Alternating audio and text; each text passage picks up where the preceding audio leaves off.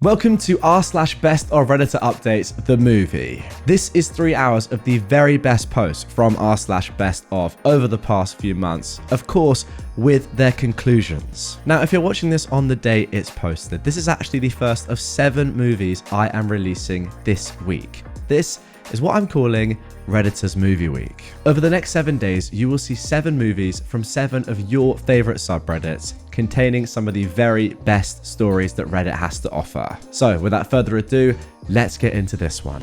I keep meeting my birth mum, but she doesn't know it's me. She had me when she was 14, and I, now a 24-year-old man, was given up for adoption. My parents told me about her growing up.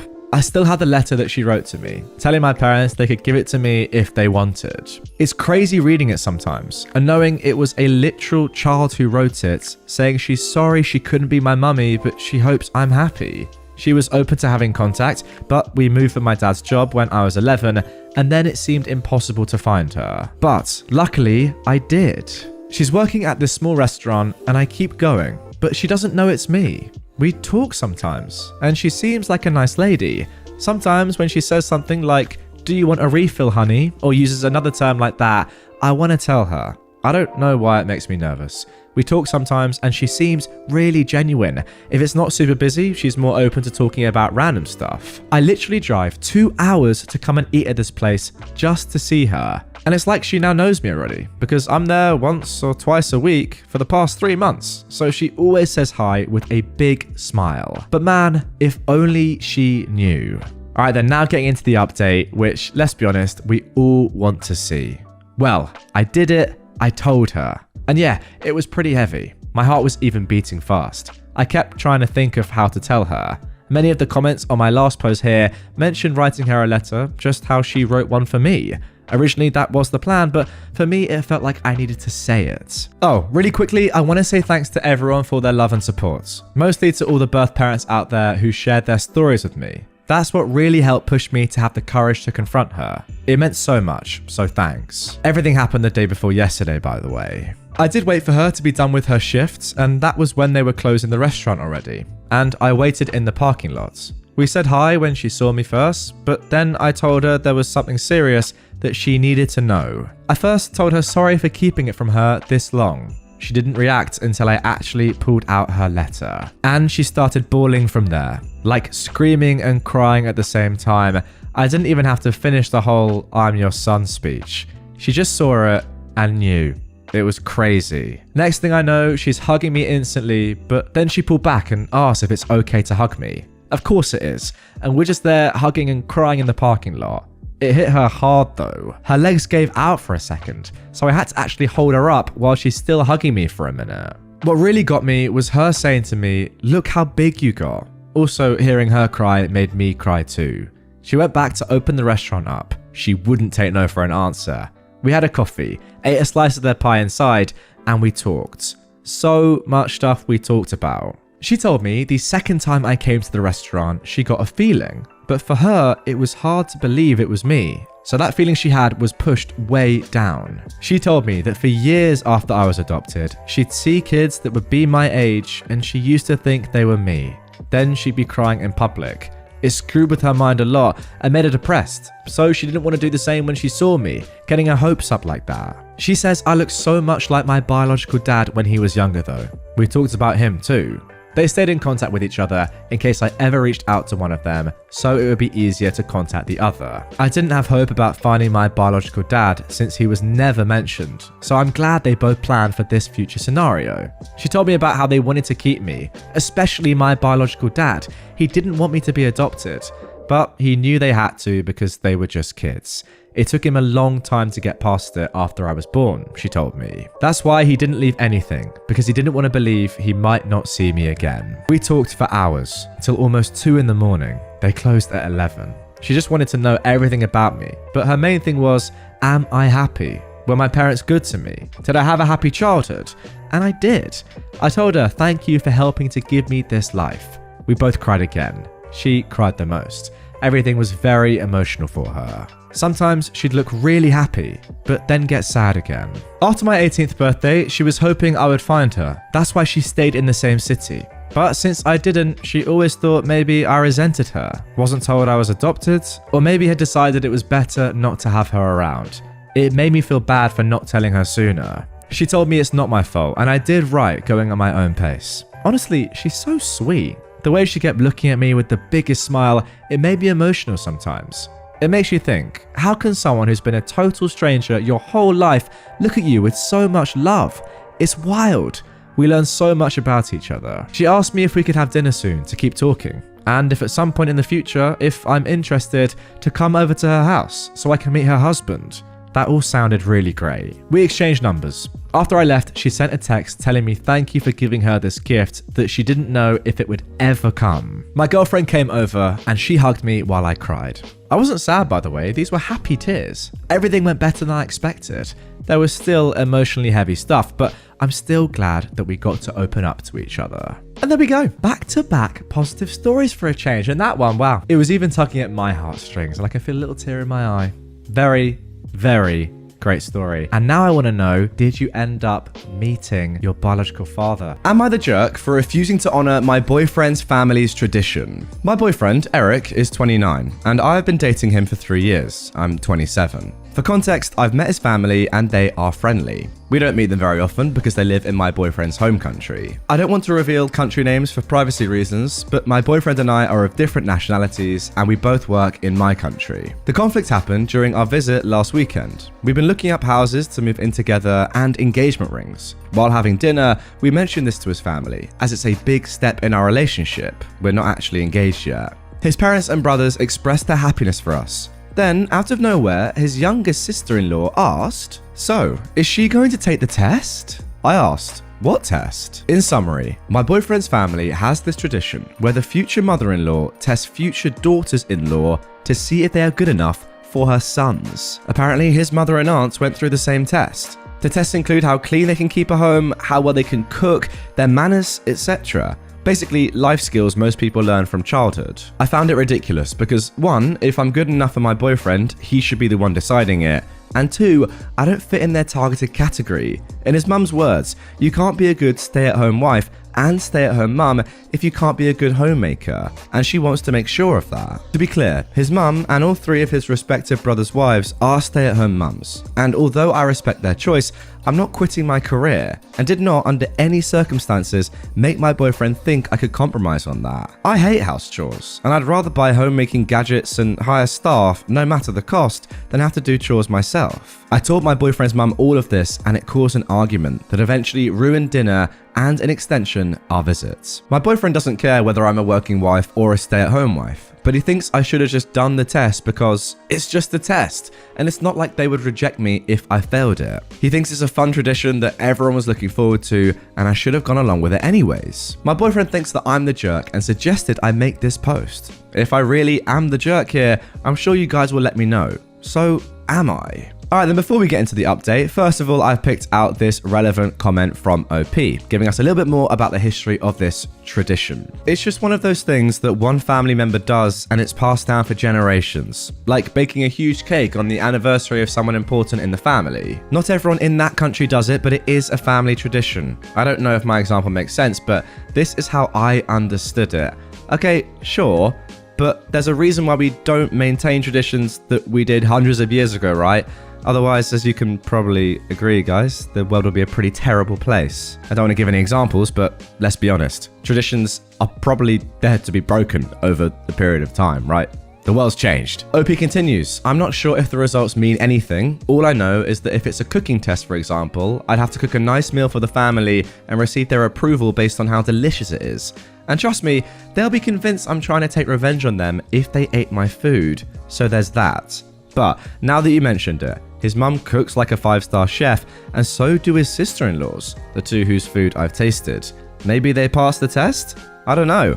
I'll have to ask my boyfriend. Okay then, just 2 days later, we got this update from OP. I mean, it's worth saying as well. In my opinion, there is no way that OP could possibly be seen as the jerk here, but nonetheless, here is the update. Several things have happened since my post, and I received requests for an update, so here it is. This will be my only update. I got a lot of insight from the votes and comments on my original post, and I would like to thank you all for that. I showed my boyfriend the responses and judgment. Most of you felt I was not the jerk, and like you would guess, he was upset by this judgment. He tried to make his own post, but was TA'd so badly, as in the jerked, he deleted it in less than an hour. Tell you what, I would have loved to have seen that post. Anyway, I talked to my family and told them about the test. Yesterday, they called us home for dinner and told him they would let me take his family's test if he let my dad and male cousins put him through a similar one.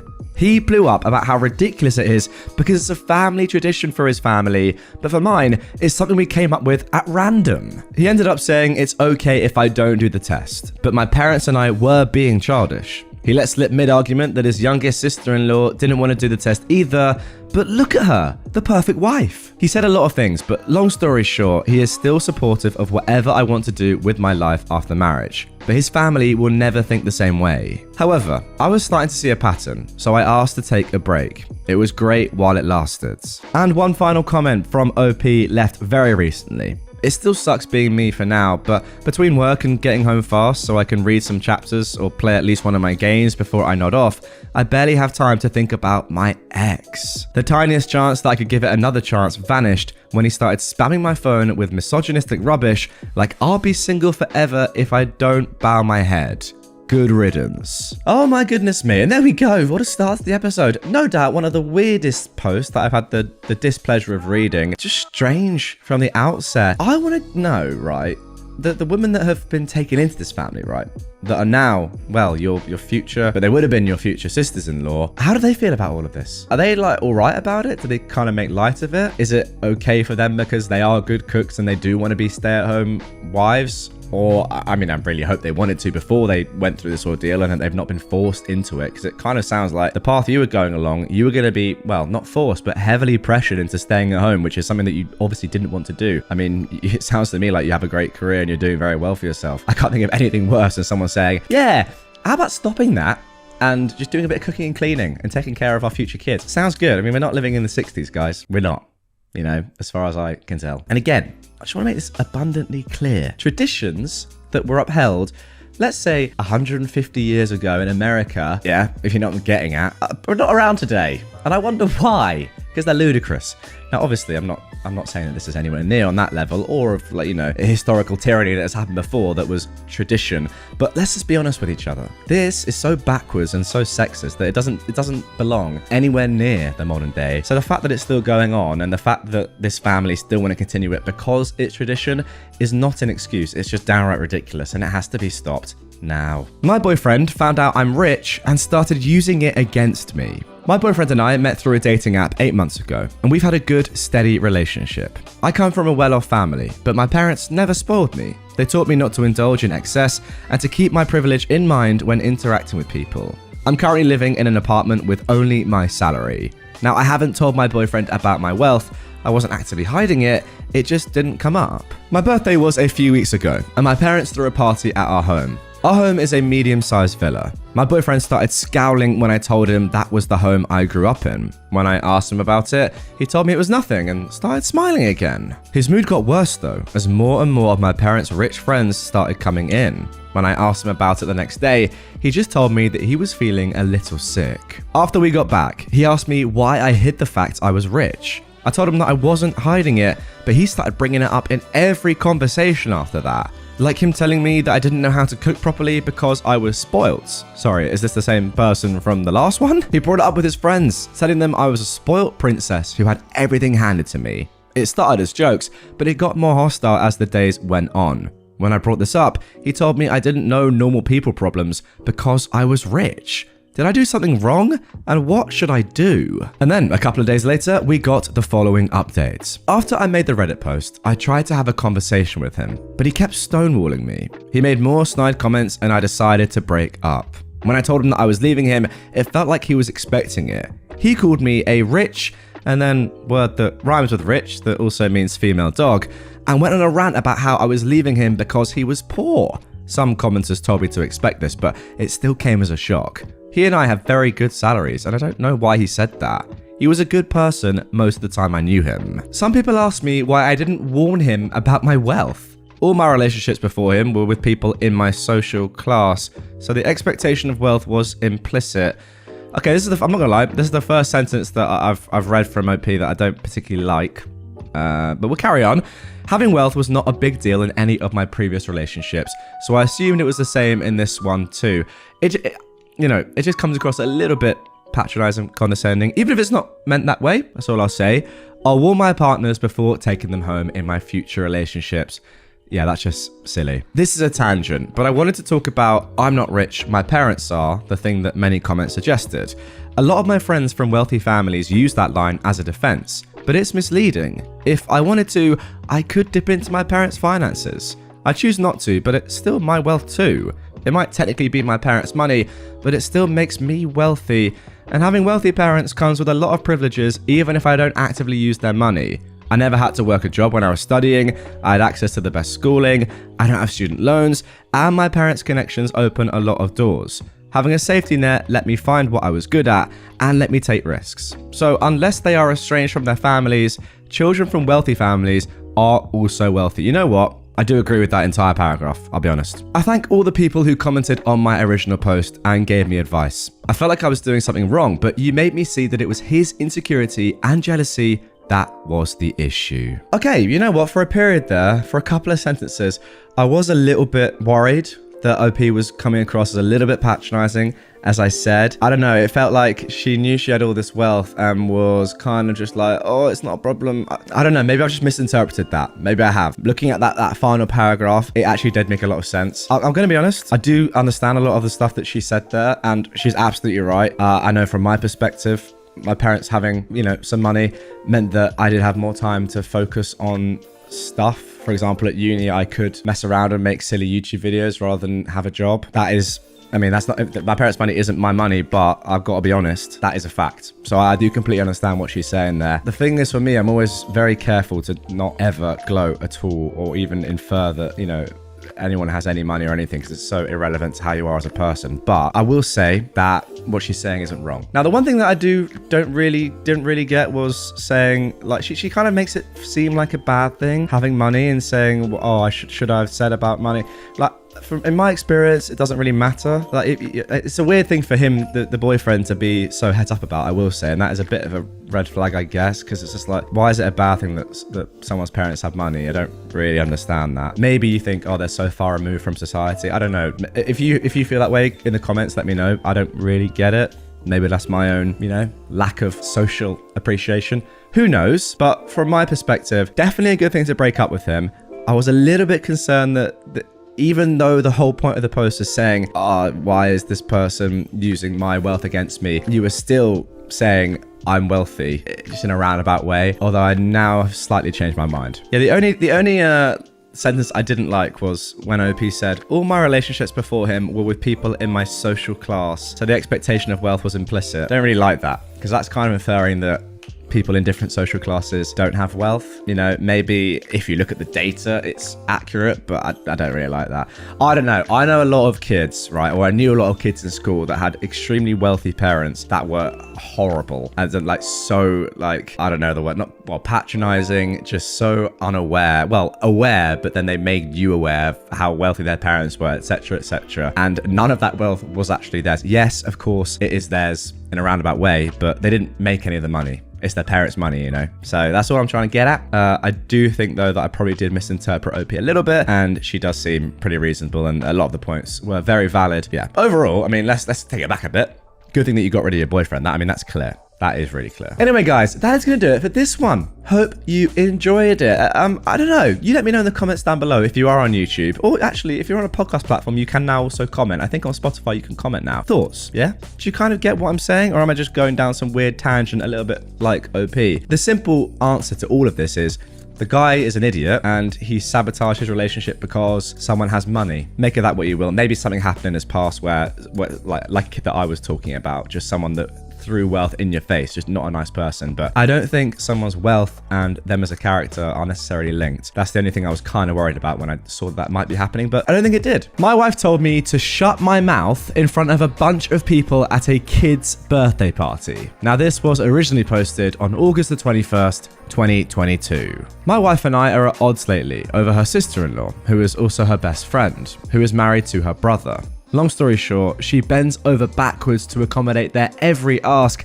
including babysitting, errands, etc. This extends to volunteering me to help them without my knowledge or consent. She never sees my point of view or agrees with any criticism of them that I have. We were at my nephew's birthday party today. My sister-in-law is the one who's hosting it, so my wife is super keen for things to go well. Things were going okay. My daughter, who is 3, was a bit upset because her balloon animal accidentally was popped. So she's standing with my wife getting a cuddle, and a boy, older than her, about 5 or 6, sprints into her and knocks her over. She's crying, obviously, and I pick her up. My wife is making a joke of it, saying, "Oh, she needs to watch where she's going." But I said back to her, don't blame her for getting bowled over by the bigger boy. Now, apparently the mother of this other kid was in earshot, which prompted my wife to tell me, in front of one of her other best friends and a couple of other guests, to shut my mouth. Then she had the cheek to tell me to not have a moody face. 15 minutes before this post, I sent an email to a divorce lawyer for a consultation. I finally reached my limits. Okay, yeah, I'm not gonna lie, I was sort of expecting that final sentence. It seems as if this was definitely the turning point, or the tipping point, let's just say, to lots of other things that have come before this for OP. We're gonna get into an update almost immediately from the same post, of course, but I will say that, yeah, although it's obviously not very nice to have your wife tell you in front of other people to shut up or shut your mouth at a kid's birthday party. I mean, to be fair, that is pretty terrible. Some other stuff must have come before that. There must be some pent up, stuff going on there to actually call a divorce lawyer immediately afterwards. But anyway, let's see what happens next. So then, the first update. Firstly, I'd just like to thank everyone for your responses, supportive or otherwise. Being heard and listened to is such a mental boost. I spoke to my solicitor first thing this morning and we had a good talk. He knows that I'm angry and upset at the situation, and he says that he'll get myself and my wife in for a consultation if we decide to go down that route. The issue in Scotland is that for a divorce where only one party wants out, it can take upwards of a year to get it, and evidence of separation in that period, unless both parties agree to unreasonable behaviour as the reason for the court granting the divorce. Long story short, I can't proceed without her buy-in if I want it resolved fast. So I took my daughter to my mum's after this, and then I sat my wife down. I told her that yesterday's situation was absolutely unacceptable, and that if I'd told her to shut her mouth in front of my friends, that I'd be getting crucified by everyone we know. I told her she was lucky I kept my mouth shut at the party, and that I didn't give an F about how her sister-in-law would have taken it. We fought again about her sister-in-law, and again she defended her actions, saying that I'm the selfish one who won't help out my family when they need it. I then did the perhaps petty move of dropping divorce leaflets that I printed from my solicitor's website in front of her. I said to her, I absolutely want to help my family, and this is how I do it. I told her about how I was tired of playing third wheel in my own marriage, and I told her that I was not prepared to subject my daughter to a lifetime of this subservience. Finally, it looks like what I've said has had an impact. She cried, and I think she was close to having a panic attack. This made me feel guilty because fundamentally, I don't think she's a bad person. She's just brainwashed into thinking that her sister-in-law is the second coming of the Messiah. So she promised that when I finish work today, we can have a serious talk about things, and she'll listen to my concerns. Right now, I'm not buying it, but I owe her and my daughter at least a chance to sort things out, so I'll see where it goes. To answer some questions that folks had, I know this seemed like an overreaction to something, but you've got to understand that this was the latest in a long line of sister-in-law related issues. Some folks have asked if my wife might be gay and in love, and I have thought about this as a possibility. I haven't asked her yet, but I may tonight. It does certainly seem logical given how passionate she gets about it. Okay, so that is it for the first update, but just a day later, we got a second. So we sat down last night for the crunch talks. I have to give her credit where it's due. She apologized for what she said at the party, and she said that she'd also have considered divorce if I'd done the same to her. I reiterated to her that my issue is that she completely makes herself subservient to her sister-in-law at our expense. I pointed out how messed up it was that she didn't immediately take our daughter's side in this incident. The collision was accidental, I think, but I told her that to blame the little one was out of line, which she accepted. I then asked her outright if she had any sort of romantic feelings for her sister-in-law.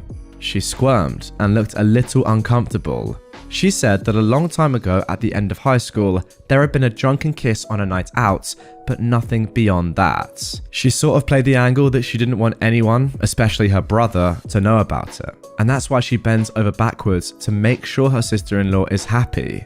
I asked her if her sister-in-law had ever threatened to reveal this incident, but she denies that it's even been brought up.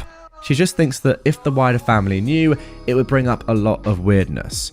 She swears that she has no interest in having any kind of relationship with her and that she's straight. I told her I didn't care about what she did that long ago, but that it needed to stop impacting our relationship in the present because I am the thinnest of thin hairs away from walking away forever. She, surprisingly, apologized again and said that she'd really try to work on it. I told her that I needed to see some proof of that so she can consider herself on probation. I told her that if I feel that it's happened again, I'll be taking our daughter to stay at my mum's. She accepted this, so we're proceeding cautiously. And guys, that was the end of the story for a very long time, a good 6-7 months. However, April the 3rd of this year, we got another update. Remember, the original was posted in August of 2022. So a lot of people thought that perhaps that was going to be the end and were wondering what would happen next. But yeah, in April, we got another update. Now, I will just say quickly before we get into it, it seems quite encouraging right now. I mean, the fact that your wife's accepting of all of this and is apologizing. However, the fact that I can see there's another update is not necessarily a good thing, but hey, we'll see. Here we go. I've posted here many times about issues I've had with my wife, most commonly with regards to her subservience to her best friend turned sister-in-law. She's promised to try and work on this, given how much it's impacted our marriage, but today, I think we passed the point of no return. You see, today is my birthday. It's past midnight now though. This morning, my daughter, who is nearly 4, gave me huge hugs and kisses, which was great. My wife gave me a card and told me that my gift hadn't arrived in the post yet. My suspicion is that she's yet to order it, or ordered it late, whatever it may be. I then logged into my work and did my shift like any other day. My wife was off work, while my daughter was at my mum's for a visit. Nothing special was planned for the evening because there were plans in place already. Just that those plans didn't include me. My wife's sister-in-law and a couple of my wife's other friends had arranged to go out for dinner and drinks because a voucher that her sister-in-law had for a particular restaurant expired soon, and my birthday was the only date they could all make. Terrible, right? Well, it gets better though, because my wife made a big social media post wishing me a happy birthday, saying how terrible it was that I had to work all night on my birthday, which is a complete lie, but it does make her look less bad in public for not spending my birthday with me. The issue is, because she's done this, I now couldn't make plans with friends or family without exposing her lie. So yeah, great birthday. When I think about how she'd react if I'd pulled half the stuff that she's pulled, I can't see it ending any other way than me getting screamed at, even though she's chosen to spend my birthday with her sister-in-law instead of me. On the plus side, I did some Warhammer painting after I collected my daughter and played with her a bit before bed. She also asked why mummy wasn't here, which kind of crushed me. Am I wrong to be annoyed about this? And there we go, my worst fears have come to fruition. It is really not looking good for you two, is all I'll say. First of all, of course you're not wrong to be annoyed about this. Are you joking? She's actively said that she's doing something else because you're busy, like making up this entire rumor and just downright lie on social media to make herself look good and allow her to go and do things with her friends on your birthday. Actually insane. And remember guys, this is coming off the back of that heart-to-heart conversation. Well, I thought it was heart-to-heart and I thought the apologies were legit back in August 2022 when we saw the previous update where your wife literally said, okay, I will focus on the marriage now and our daughter, not on my sister-in-law. But no, on your actual birthday, on her husband's birthday, she's off gallivanting with the girls. And that's pretty tough, not gonna lie. This does feel like this marriage may be coming to an end, but there is one more update that was posted 12 days later. I'm not gonna give any spoilers, but let's just say this is a conclusion. Here we go. I've separated from my wife. Hi again, everyone. I just wanted to say, firstly, thank you very much for all of your responses and private messages. Many of you were supportive, and many of you, rightfully, upon reflection, told me that I needed to grow some backbone and sort my stuff out. I've been sitting on this for a few days because the full events of what has transpired since then have blown my mind and have brought home some very harsh truths about my relationship. But I also wanted to see if what went down would actually stick, and so far it has. The fun question out of the way first. For those who were asking about my painting, I was painting some Thousand Suns Terminators. Okay, so starting the day after my birthday, my wife initiated sex. And let me tell you, this was an occasion in itself. I legitimately could not tell you the last time that this happened. It's been that long. I'm thinking to myself, maybe she's feeling guilty about yesterday and she's trying to make it up. After the deed was done, she turns around to me and says, "Your present won't be here for another couple of days. That will have to do for now." I'm pretty disappointed at this point. Not because I had a huge desire for a particular gift, but because she felt that her behavior the day before was fine, and then for her to think, I'll use sex to cover up my screw up. Well, that was also a bit of a blow.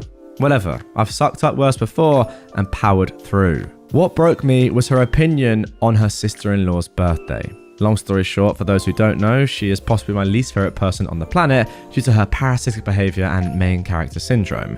Coincidentally, it's a couple of weeks after mine. My wife told me all about her birthday plans for her. She wanted to get her a gift for her favorite massage therapist. What was the big deal? The shop only sells paper vouchers, and it's a 3-hour round trip to the shop. So off she went, again leaving me with my daughter, and what commenced next can only be described as 3 hours of my brain simmering slowly towards an explosion. I took my daughter to my brother's house because I knew that when my wife came back, I was going to explode. When she came back, I was sitting in the living room with a bag packed for me and, in an admittedly petty move, one packed for my daughter. This immediately got her attention, and she demanded to know what was going on. I unloaded it all. It wasn't coherent, and I definitely got more emotional as I unloaded more grievances. I started by telling her it was unacceptable how she completely screwed up my birthday while making her sister-in-law's birthday a major priority. How I was sick of feeling like a third wheel in my own marriage. How I'd literally sacrificed my personality on the altar of keeping her happy. And how I never saw my friends anymore, yet she could do whatever she wanted. How I take care of the house despite working more hours than her for not even a shred of gratitude. How she used a lack of sex as a tool of manipulation and control. I cried and shouted. She did the same and vehemently denied all of my accusations. She demanded to know where our girl was, and I told her. But I told her that she would not be using her as a bargaining chip against me. We eventually calmed down enough to agree that I would keep her at our house while she temporarily stayed with her mum and dad. I agreed to drop her off for visits while we work things out. It's been a few emotionally exhausting days. I feel drained, spent, and tired, but I have my little girl and I feel like I have done what I could. I don't know what my relationship status is right now. We've not been speaking except to arrange drop-offs, and I'm comfortable with that for now. I need some more time before I consider more permanent steps. I've never ever unloaded on her like this before, but Jesus Christ, it felt good, even if she continued to deny everything. And there we go. That is the conclusion of that one. Wow, a lot of stuff just happened at the end there that I can't quite believe, but maybe I should have seen it coming. You know, the whole time. The semi-crocodile tears, the fake apologies. I don't know, guys. I want you to comment down below on whatever platform you're on. Do you think that OP's wife, I mean, maybe now ex-wife, it's getting towards that stage, is in love, or at least has some sort of romantic desire for her sister-in-law? Because she openly admitted there was a drunken kiss. She's lied about other things, so maybe she's lied about there being more there. And she did seem very sheepish. And also, she clearly just loves her as a person anyway, even if it's not romantic. I don't know. I reckon there's a lot more going on there that OP hasn't really found out about because his wife isn't really saying all of the truth. I reckon she is in love with a woman. Nothing wrong with that, by the way.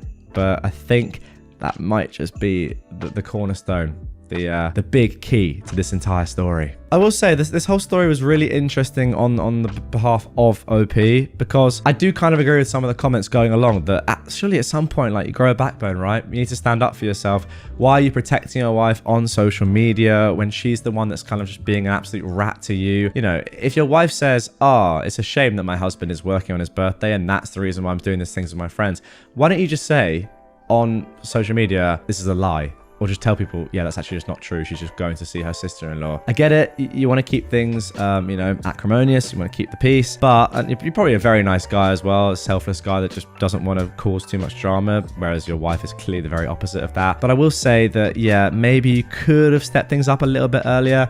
I do love that you did it eventually, OP. As you said at the end right there, Jesus Christ, it felt good to unload. I feel like you have a lot of pent-up things that you need to say there and lots of grievances, as you said, and it's good to actually finally get them out and take those active steps towards a better life for you and your daughter, let's be completely honest. But yeah, I do kind of think that maybe you could have gone a little bit earlier, given that you had already mentioned about calling a divorce lawyer and all that stuff in August of 2022, and we're now, 7-8 months down the line, and you're still not divorced. But that's just me. I'm not in that situation. I don't have a daughter, so it's tough to know. Guys, as always, get your comments in down below. I want to hear your thoughts. My girlfriend sold my car because of a petty argument. I am now suing her. So, for a bit of context, my girlfriend and I have known each other for around 4 years, but started dating during 2021. That car has been passed down for generations, by the way. It's a 1972 Ford F100. My grandpa owned it, then passed it down to my dad, then passed it down to me.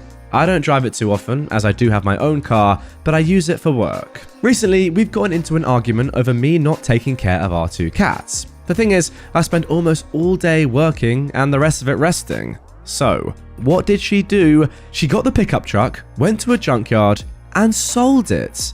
The worst part, she sold it for $400. Keep in mind, this truck was in pristine condition. When I got back home from the bar, I noticed the pickup wasn't there. I asked her and she told me what she did. I instantly packed her my things, my cat, told her we were done, and left. I've been getting calls from her, her family, and friends every day calling me names. Am I in the wrong? Well, before we even get into an update, first of all, we have a comment from OP, which tells us all about the arguments. The first time, we had an argument over chores. The last argument we had was about her disappearing on me for 9 hours without any previous notice. That was about a month ago. The thing is, it's not like I just didn't take care of the cats at all. I was just really busy with work and got back home really tired. Also keep in mind that I was the breadwinner in the house. I had an agreement that she would do the chores and I would put food on the table. I still love the cats and I fed them. Okay, now for the first update, which is posted just a day later.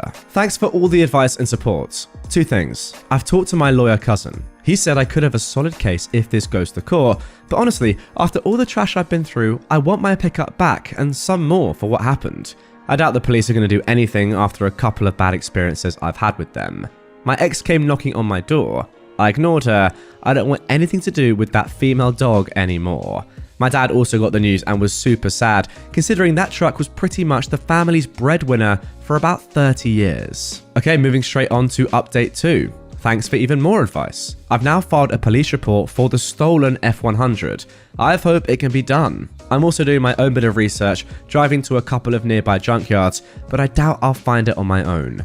I hope we can find the old green F100 we love so much. Next update, posted on the same day, the F100 has been found at a nearby junkyard by a friend. Thanks for all the support, guys. Well, that is unbelievable news. Now moving on to update 4. So, people have been asking these things, and I feel like I should clarify. 1. It is not like I took no care of the cats at all. She doesn't work. I put the bread on the table, she gets the house chores done. That is how we've managed it, which is why I feel like this was petty. 2. I went to a bar that evening to hang out with a friend that I hadn't seen in 5 years. I don't drink heavily or often. I guess OP is kind of saying that it wasn't as if he was going out every night and leaving his girlfriend to do everything. And 3. The signature to sell it was forged by my girlfriend, from what I know at the moment. Or the junkyard guy just took it because it was a $9.6 thousand profit. The junkyard opens at 12:30 AM today, and since it's currently 5 AM here, I'm still going to have to wait for a while. As you might be able to tell, today was quite a crazy day. Haven't gotten 1 minute of sleep. Okay, I guess all these updates came pretty much back to back over the course of this evening. Wow, what a day and night for OPA. Now here is the amazing update that we've all been waiting for. So, I have the F100 back. Over a day of no sleep, work and panic, and it's finally over. She's been charged with a Class 1 felony for stealing a car worth more than $10,000. She's been fined $5,000. finally back from the garage with the truck. I'm so tired. I'll take a nap now. I'll update you guys more thoroughly tomorrow. I don't feel like explaining every detail right now. It's 7:09 p.m. and I'm really tired of this freaking trash. And then just 2 days on from the date of the original post, we got this final update. I have the truck back. The F100 is actually back. I did have to pay the $400 though, and it's not as good as it was before. It's really dirty, probably from driving to the junkyard, which is pretty dirty, and the bodywork that was once pristine is now damaged. There's a huge scratch on the paint. It was a really sharp key or something because the bodywork is now ruined.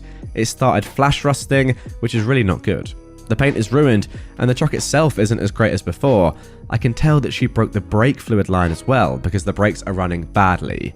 Good news though, as previously mentioned, my girlfriend has been charged with a C1F for GTA and fined the 5K.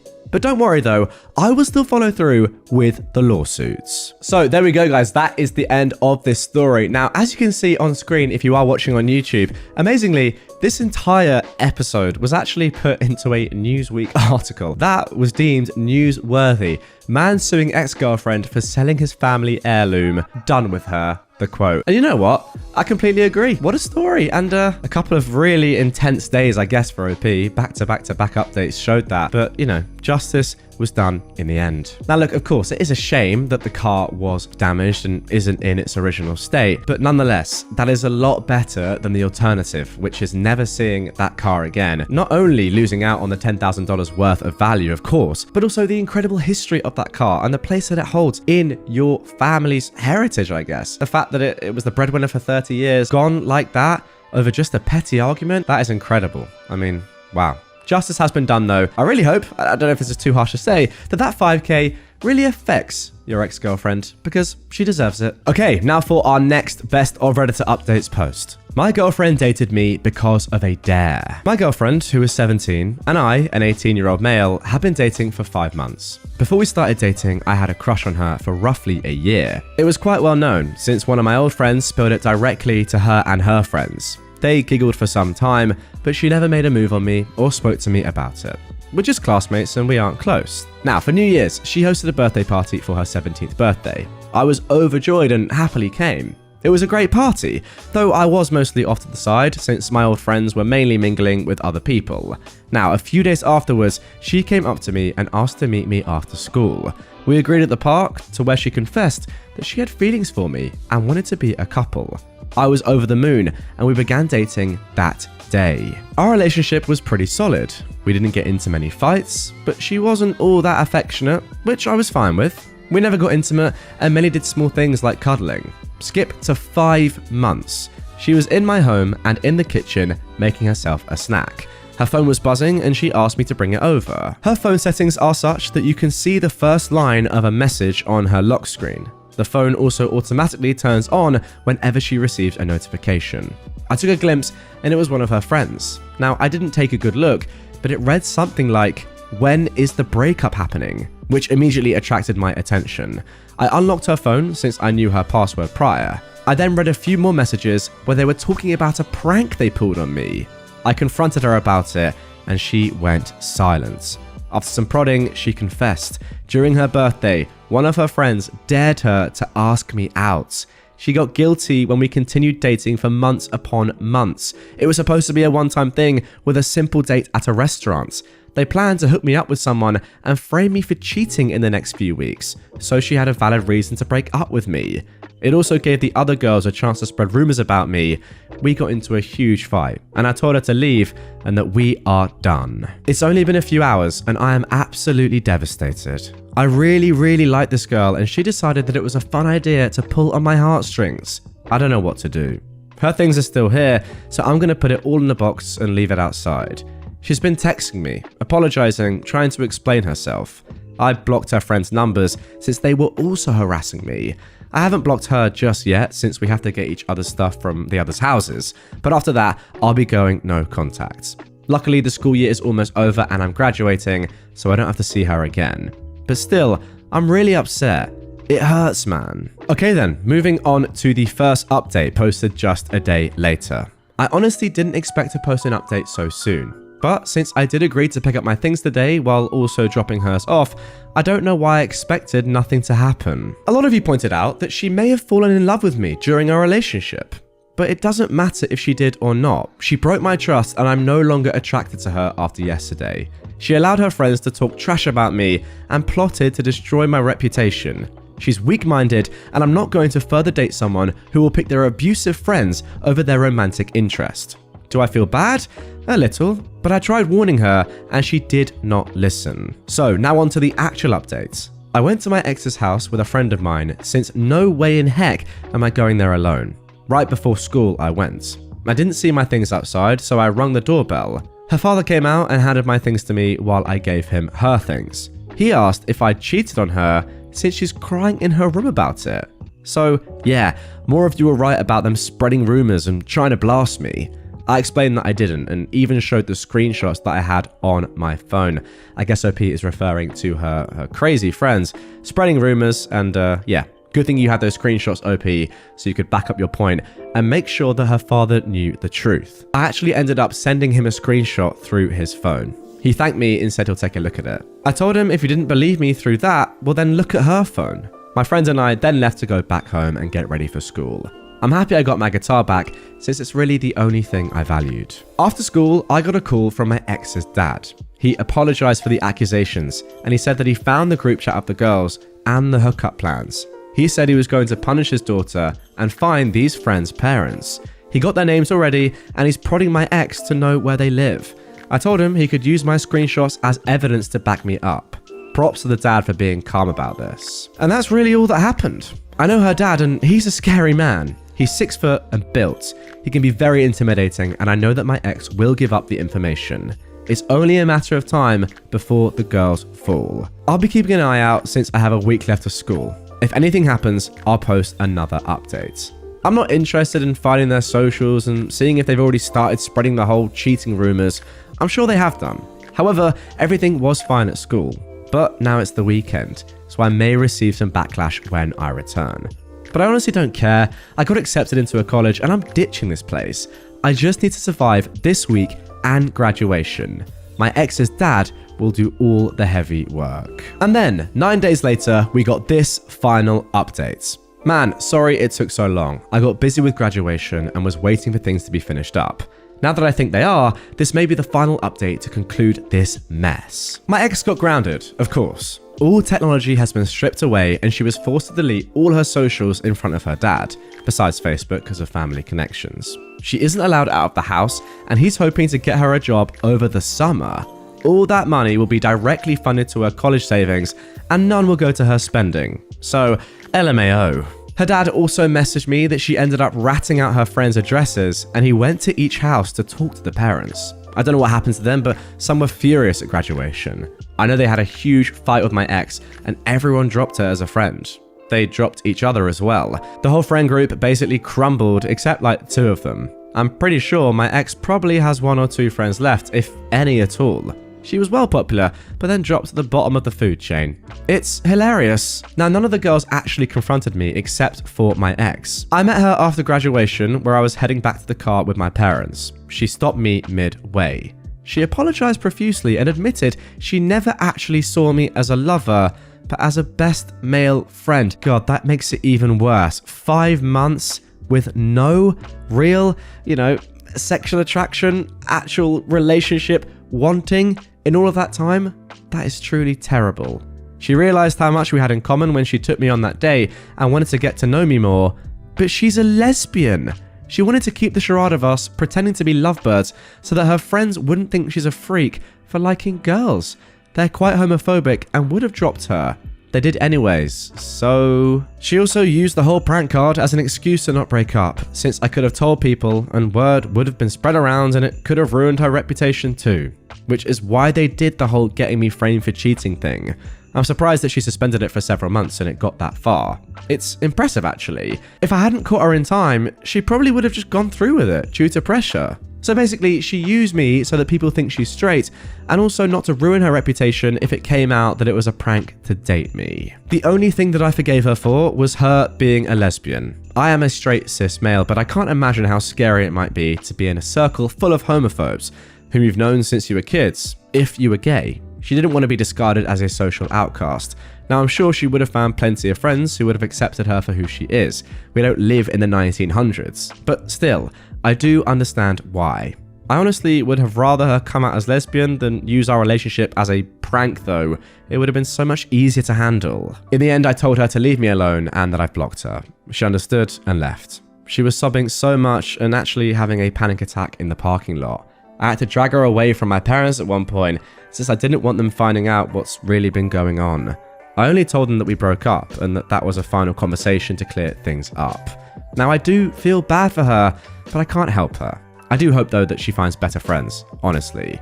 Anyways, that is all for the update. I told her dad that I made a Reddit post about this situation. I didn't want to out her, so I asked him to ask her if it would be okay. She actually said yes. I don't know if she's read my post or not, but she definitely now knows that I wrote about her to Reddit. Oops. Well, there we go. That is the end of that one. And to be honest, I do completely agree with OP. The moment that OP said about, really, she was kind of just semi-using him to cover up the fact that she is a lesbian and that she had real worries and concerns about coming out as a lesbian. And that was the main reason, or at least one of the main reasons as to why she maintained her relationship with OP. I do feel that. I do feel that. And that is a tough one. It's a spot that I can only really sympathize with. It's one that, I'm not going to be in myself, and I can't really imagine how tough that may be. However, that all being said, you still, I'm talking to the ex-girlfriend now, completely used OP and messed with his emotions for your own personal gain. Yes, clearly it seems that she does feel terrible about the way that she handled things and the fact that she did maintain this relationship for so long in the knowledge that she didn't really believe in it and it wasn't a real relationship. However, that doesn't take away from the fact that you've kind of just kidded OP for 5 months and wasted his time and, yeah, as OP said, really messed with his emotions. For that, you don't really deserve any sympathy. However, it is a tough one. Knowing that all your friends are homophobic and you yourself are a lesbian, yeah, I do feel for you in that situation. But then again, you could also find some friends that love you for who you are. I don't know. It's a tough one. You did a terrible thing. OP, I feel really horrible for you. At least now you can move on with your life. Just imagine if you hadn't found out for months and months and maybe even years on end. That could have been truly terrible. But yeah, all in all, a great post with a decent resolution. My boyfriend's friends pretended to kidnap me for a proposal. I am trembling, and I just created this alt account because my main has a lot of details about me that would make it easy to trace back. A week ago, my boyfriend told me he had a camping trip planned with his friends on Friday, today. He said he'd have no service and he'll see me on Sunday. He messaged me at 5 a.m. this morning and told me they're hitting the road. At around 8, I went for a run like I usually do on Fridays. I have one headphone in while I do because I was on a work call. While I was running, I noticed an SUV that kept popping up. In hindsight, it looked just like my boyfriend's childhood friend's car. I sent a message to my sister saying to stand by and shared my location. Right after sending the message, I looked up and the SUV was right beside me, and someone jumped out and grabbed me. It happened so fast I even dropped my phone on the pavement. I was pulled into this car and I could tell there was at least 2 masked guys in the back before they covered my eyes. In hindsight, they had cartoonish ski masks and black gloves on. I freaked out and resisted like crazy, screaming and kicking. All I could hear was these guys laughing, and I could feel one of them holding me down by my arms behind me and the other holding my legs down at my knees. I don't know how long I was in there, but I kept begging them to let me go and crying. I even admit I peed myself, but I don't think they'd noticed until we arrived at the house. They pulled me out of the car and I was screaming for help until I was pulled into the house. When the mask on my head was removed, I was on my knees in front of my boyfriend of 2 years. He was staring at me with a confused look before he started to angrily ask his friends what was going on. As I started to adjust to what was going on, I realized he was dressed nicely and there were romantic decorations around the entryway to the house. I realized who he was and what was going on, and I collapsed into sobs. I probably had a 5-minute panic attack in that car on my way there, and another one sitting in the entryway to his house. I was sweaty, wearing soiled yoga pants, flushed with fear, scared for my life. That was all about an hour or 2 ago. My boyfriend took me upstairs and was going to help me get showered and changed, but I wanted to do that alone. I heard yelling and commotion downstairs while I showered, but I didn't know what was going on. I'm sitting in his room now, holding my shattered phone after crying to my sister about what happened. She lives an hour and a half away, but is speeding over to get me now. I can't stop thinking about what happened. And even though I know now that I was never in any danger, I don't think my brain can comprehend it. They were snickering and teasing me in deepened voices about what they were going to do to me. The one that was holding my legs down kept caressing my thighs up and down into the inner area. When the car would brake, his face kept falling into my chest. I don't even know who that was. I just know that one of them sounded unsure and kept trying to defuse the situation, but I think it was the driver. Wow, what a crazy start to this story. As I said in the intro, there are many updates to come and we're gonna get into them in just a few moments. But first of all, what do I even say to that? Comment down below, guys. What are your immediate reactions to what I've just read? I would love to know so many things. Like, I have so many questions and all will be revealed in the updates. But first thing that comes to my mind is, did the boyfriend really know how crazy this was gonna be? Are they his close friends? Why did he do this in the first place? Why on earth were they touching you and, getting close to you in that sort of way? Oh, it's crazy. I don't know if this was supposed to be some sort of prank that just went wrong, but the fact of the matter is, it was just a horrible, horrible experience for you. And OP, off the bat, before we get into any updates, I'm so sorry that this happened. Okay, so first of all, in the comments down below, a lot of people were discussing whether or not the boyfriend was involved or to what extent he was involved. And OP had this to say. I don't think he knew how they were going to do it, but I wouldn't be surprised if he used the words kidnap and they took it too far. He's never given a red flag before, but if his friends are crazy like this, I need to reevaluate him too. I'm not sure, and I don't want to immediately talk to him. I think I'm feeling traumatized or something because I just can't physically talk to anyone except my sister. Guys, remember that OP is writing this and responding to comments pretty soon after the fact, right? She's still in the house upstairs with her sister just a couple of hours after this all happened. The next question from the comments was if OP's boyfriend is from a culture where something like this is more common, but OP instantly says no. He's ethnically from the Middle East and I am from Eastern Europe. Very similar backgrounds actually. We were both born and raised in America, and we're both culturally and socially very Western/American. And then finally, one commenter asks if OP could possibly stay with her sister and get some space from her boyfriend.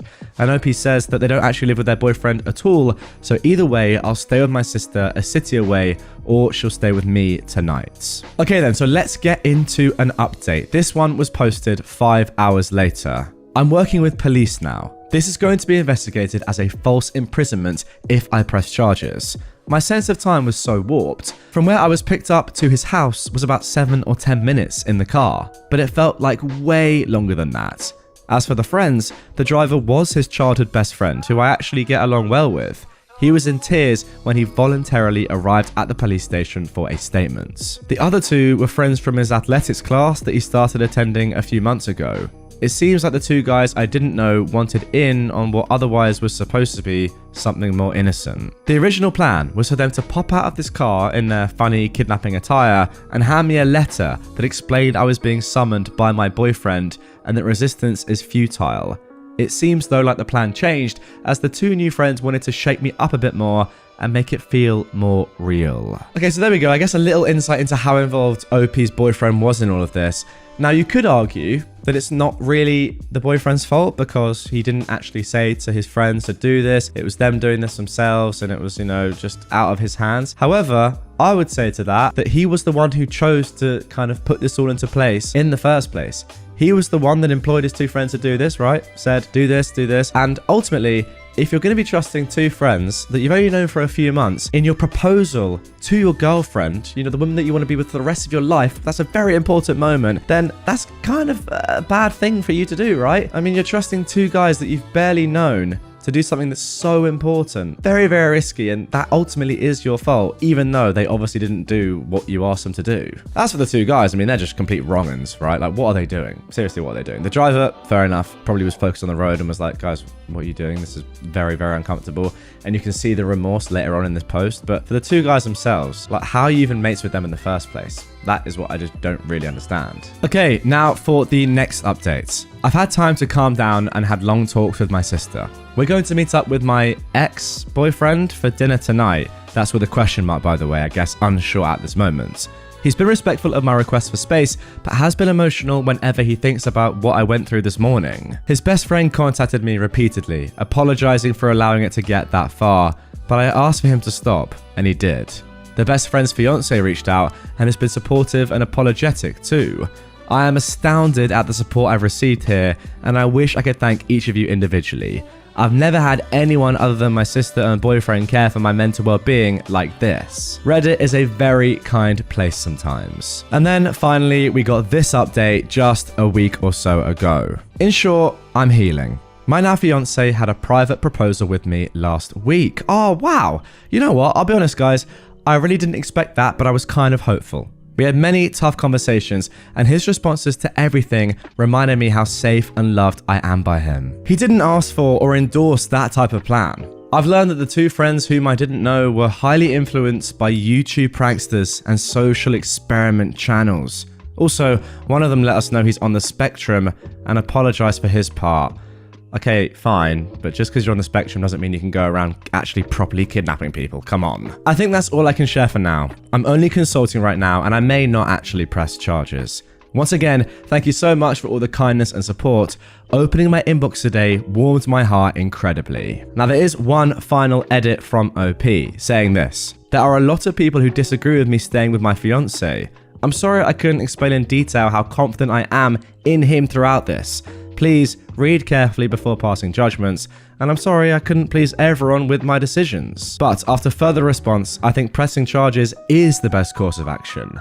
Maybe I'm a bit too tender-hearted, but I didn't want the former best friend to get some flack too, but it seems he has to. Yeah, that is a tough one right there. I don't really know how I feel about that. I think I completely agree with OP in reality. Yeah, you don't want the driver who is actually probably a good person, and it really wasn't on them, was it? I mean, there was going to be a driver no matter what happened, even if OP had been handed the note as planned and it had been relatively fun, they were still going to be involved. So it's a tough one on their behalf. But ultimately, if you're going to press charges on those other two, and you have to do that, and I'm really happy that you have done, then yeah, sadly, the driver, the childhood friend, is going to be caught up in one way or another. But, you know, if you show remorse and you say, look, I'm so sorry, I didn't expect it to happen like this, and I was just driving the car, and it was all planned out like this, and, you know, you get the boyfriend's words, and OP says that they really don't think the driver was in the wrong really that much at all, then the sentence in theory shouldn't be too bad on the driver. But those other two, I hope they actually go to jail, not gonna lie, because I don't know, there was lots of different words that you could put in front of assault there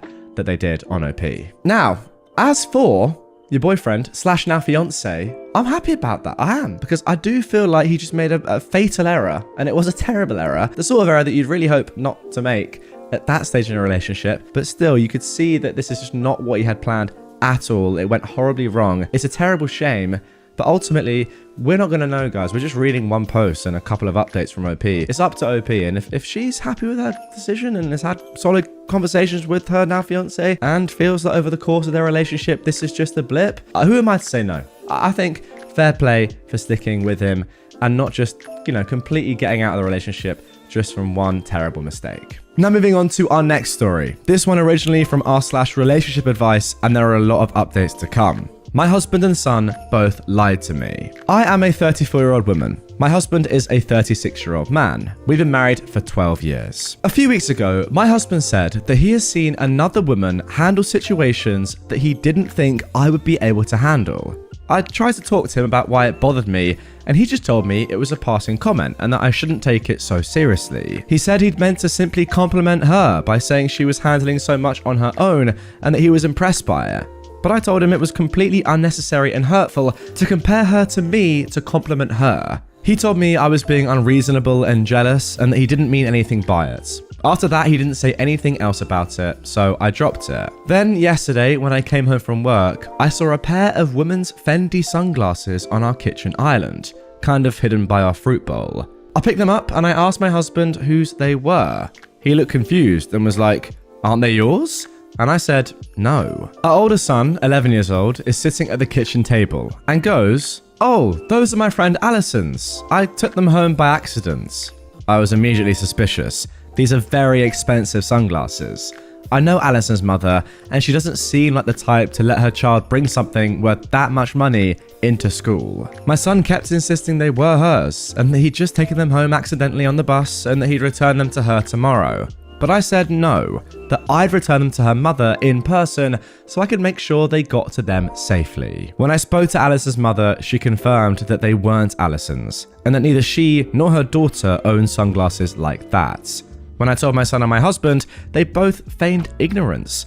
My son went from saying that he could have sworn they were Alison's to, well, maybe not, maybe I don't know whose they are. And then my husband said that he does remember taking the sunglasses out of our son's backpack when he was getting out his lunch stuff. My younger son, who is 9, just came home and recognized the sunglasses. They are Noelle's, the woman my husband helps out sometimes, the one who he told me to not be upset over comparing me to her. I'm going to confront him when he gets home. I don't know what to say to him. I feel as though I'm going to immediately burst into tears. Can someone please give me advice as to what to say? And also just general advice, please. I never thought I'd be in this situation. Well, before we get into the update and we get the reveal of what exactly is going on here, I'm going to be honest, I don't have too much confidence. I feel like OP is in a world of trouble, and yeah, ultimately, it's very likely that you're being cheated on. As much as it pains me to say it, and it's going to be a horrible experience for you, I think that's what's going on here. The thing that's absolutely mental to me and that I can't quite work out is why your son is covering for your dad. Like, to do that, to actually lie about something like that, in the knowledge that you are lying, right? Normally, you just say, oh yeah, I don't know whose they are, but you're lying for a reason. There's no other reason to lie than to cover up for your dad. Why are you doing that? You're 11. It makes me think that surely the dad has been in the 11-year-old's ear and told him that, which is even more crazy. Imagine cheating on your wife and then telling your son to help you out and cover up your infidelity. Is that really what's going on here? That's the thing that I can't get my head around, but nonetheless, let's get in to the reveal.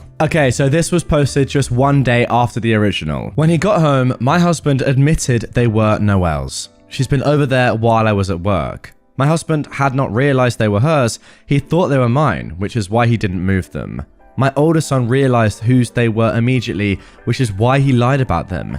He knew I was about to find it all out and was trying to cover. My younger son recognized them because apparently they've gone with Noelle numerous places on my husband's days off while I was at work. I don't know what he told my older son, but he told my youngest not to tell me about Noelle and her son hanging out with them because I would feel bad about being left out because I was at work. What the heck? I returned the glasses to Noelle, who seemed horrified. She was under the assumption I knew about their hangouts. I asked her why she thought it would be okay. She looked really confused and told me why would I care if we were separated anyway? Wow. I told her we absolutely were not separated. We were very much still together. Apparently, my husband told her we'd not been together except for cohabiting and co-parenting for months now. I confronted my husband with this information and he didn't deny it. He apologized but said he had developed feelings for Noelle, but didn't want to risk our marriage until he knew if they were true feelings or just attraction. He left the house. Noelle wants nothing to do with him because now she knows the truth. He lied to her as well, and she is furious. I'm speaking to a lawyer today. I'm not going to speak to him again except through lawyers, since I don't have anything else to say to him. And that right there is the definition of a modern day rat. Simple as that. Sorry. But it's true. You can't just be doing that. I'm sorry, it's actually so crazy that I have to laugh at that sort of stuff. Let me just try and, see if I want to cheat on my wife with this woman. But I'm not entirely sure if I want to lose the guarantee of having sex with my wife and the comfort of that relationship until I know for sure that I can have a new one. So we're just going to do this as like a kind of like a free trial, You know when you sign up to Amazon, like, yeah, you get a 90-day free trial, but you don't have to actually pay any money. I'm going to do this with Noelle for a little bit, but I can always just go back to my wife if it doesn't work out. Oh, actually, no, I do like Noelle. Are we gonna jump ship? Nah, let's just do both for a while and lie to both of them, and then eventually get found out, thankfully, and both of them have left, which is good, because that is what, this guy deserved to have happened to him. What an absolute disgrace of a man. Now, you know what? I thought about it. As for the 11-year-old kid, that is just a tough position to be in. I don't blame him at all, actually, because you're 11, you probably want to keep your parents together, right? That's the done thing. You're not really thinking, you're 11, right? So you're probably just gonna make up a lie or whatever and try and keep the peace. Don't blame the kid, completely blame the dad. And again, OP and Noelle, because you were lied to as well, I'm very sorry that you were put in this truly awful situation. I met my wife's boyfriend and felt like a guest in my home. This weekend, I met my wife's new boyfriend. I have a lot of feelings about it. And although my wife listened to me, she literally said, I don't know how to respond to your concerns. And that ended the conversation. To set the stage, this was not our first time meeting the other's partners. I have met a now ex-boyfriend of hers, and she met my current girlfriend. In both of those cases, we went out to lunch in public and had a friendly getting to know you conversation, did a second activity, and then parted ways. There was no touching between anyone during the initial meetings, it was just a friendly Hinge chat to introduce matters. This weekend, my wife had invited her boyfriend over for breakfast and didn't prep for it at all. She was in bed minutes before he arrived and sent me to the store to buy everything we needed. I said we should go out at that point, but she said she wanted to cook. When I got home, he was already in my house with my wife in the master bedroom while she was getting ready. This made me tense because we've never had other people in our bedroom before, and my wife had previously marked it as her hard boundary. I was nervous about meeting this guy because we had a 3-way phone call a month ago, and I wasn't digging his personality. Now I was on edge because of the groceries, because she wasn't ready, and because he was in my space. The guy comes out of my bedroom and he's wearing a full suit and tie while I'm in t-shirt and jeans. I perceived this as an odd choice and a power imbalance. My wife later told me he always wears suits, but that literally isn't true because after breakfast he changed clothes to go on a date with her and ended up in a t-shirt and jeans. So let me get this straight. He wore a suit for breakfast, then changed out of it for the rest of the day. What? We sit down at the table and my wife starts cooking. Already this is uncomfy to me because the hinge is missing from our conversation. Previously, we sat down at a table together, but my wife was effectively uninvolved in me meeting him for the first time, just occasionally chiming in while cooking. And we didn't really vibe. We'd ask each other a question or two, and then it would peter out until a new topic came up. When the conversation died down, the boyfriend just spews sexual comments, saying that he wants to bend her over the kitchen table right now, that she should stop cooking and do stuff with us, asking if we want to jump into a threesome right now, etc. When we previously spoke on the phone, this is part of what made me uncomfy, because the conversation was going well until he hyperfixated on sex, and any other conversation broke down. I had previously conveyed this to my wife after the call, but I'm ashamed to say I didn't stand up for myself. I have difficulty saying what I want to in the moment. I was also trying to give him the benefit of the doubt, and I didn't want to be too aggressive when meeting him for the first time. My wife sits down with plates of food, and the guy asks if he can sit next to her. We have a square table with a chair on each side.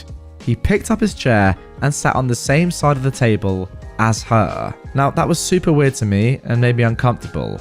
My wife later insisted he always does this. My beef is that it felt like he didn't view this as an opportunity to meet me, he viewed it as a date with my wife, and also I was there. After the plates were put away, I went to the bathroom and came back to them making out in the kitchen. This was my first time visually seeing my wife with another person, and I was fine with it, but then, as I started doing the dishes, he pushed her down on the couch and fully got on top of her, making out and groping her. My wife said no and pushed him off, so he went to the bathroom. At this point, I talked to my wife and said that her boyfriend was making me extremely uncomfortable in my own home and that I wanted him to tone it down. He walked up behind me, having gone in the hall but not actually gone to the bathroom, and said, "Don't mind me, I'm not eavesdropping." I asked my wife to meet me in private to express my frustration. She said that this is just how he is. I said we didn't talk about boundaries for this meeting. I assumed it would be like the other 2 meetings we've had, that I explained previously, and that many of the things he's done had crossed lines for me and made me feel uncomfortable in my house. She says to give her a minute and she'll take care of it.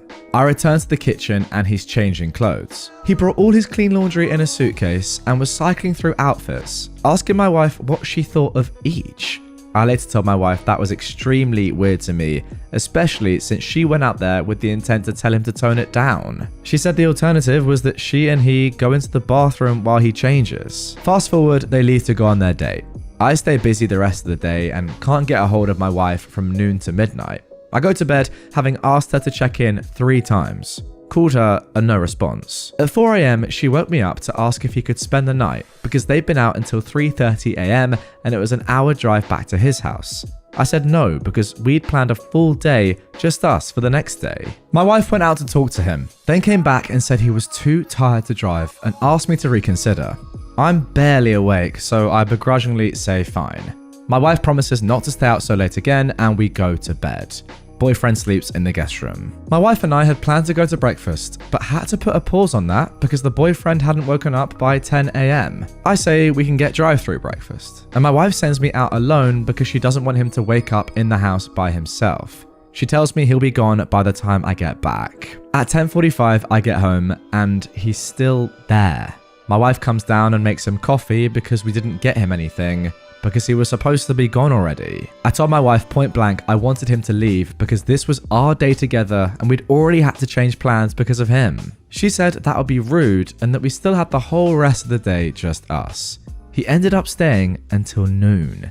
He didn't say a word to me as he sat at the table drinking coffee and then fist bumped me goodbye. When he finally left, my wife asked how I thought it went. I expressed everything I've described here. Told her his personality made me uncomfortable, he ignored me, made me feel like a guest in my house, I didn't appreciate him spending the night, etc, etc, etc. My wife said, "Thank you for being honest. I don't know how to respond to your concerns. It's important to me that you like him. I need to think about this." And shut the conversation down for now so that we could focus on our planned day. I don't know how to handle all of this. I do not like this man. Okay, there we go. That is it for the original post. Now, everything I say from this point onwards, I'm saying in the context of knowing that this is posted on r/polyamory, right? So I'm not going to say anything about, okay, if you don't like him, then you should talk to your wife and just try and be with her one-on-one, stuff like that. It's not worth me saying. Polyamory is already, a pretty contentious thing. I don't agree with it, but, people like it, and that's up to them. OP and his wife seem pretty content with that, and I'm not going to argue against that. So just want to make that abundantly clear before we focus on this post. Now, in terms of advice that I could give OP just off the rip, I don't know. This guy just seems like an awful bloke. But if your wife's into him, I don't really know what you can say other than she's being extremely disrespectful by not really listening to your opinion at all. I don't know exactly how polyamory works. Maybe one day I will. I doubt it. But all I will say is that surely if you are married to somebody, even if you are polyamorous, they're the person that you have to respect the most. I don't know. Anyone watching or listening that loves a little bit of that, let me know in the comments down below if that's how it works. Maybe I'm wrong. However, where this story really takes a turn for the worst is in the update. I mean, not saying it's not weird already, but just a month later, we got this update with a truly terrifying title. Everyone met my wife's boyfriend and fears for her safety. So, a lot has happened since my last post. Using the advice I got from r/polyamory, I set a clear boundary with my wife that I did not want to interact with her boyfriend again and that he wasn't welcome in the house while I was there. I expressly stated how uncomfortable he made me with specific examples. I used a lot of the advice folks gave here and I came to an understanding. True to form, I have not seen the boyfriend since then. But then things got worse. I was out of town for the weekend and my wife had the boyfriend over for 2 whole days. In that time, he met our 2 housemates and made them both extremely uncomfortable. He met my girlfriend's parents as well and made them extremely uncomfortable. And he and my wife had loud sex in the guest room at 2 a.m. and kept our roommate awake when she had work the next day. The roommate actually interrupted them because it was keeping her awake. And this was after they'd set a house rule that they'd not do this, as it's already happened once before. On Sunday morning, while I was away, I woke up to angry text messages from both our roommates, describing what they called serial killer behavior. Both said they were furious and extremely uncomfortable. Interesting to me is they both described the same pretend to go to the bathroom to cover eavesdropping in the hallway thing that I described previously.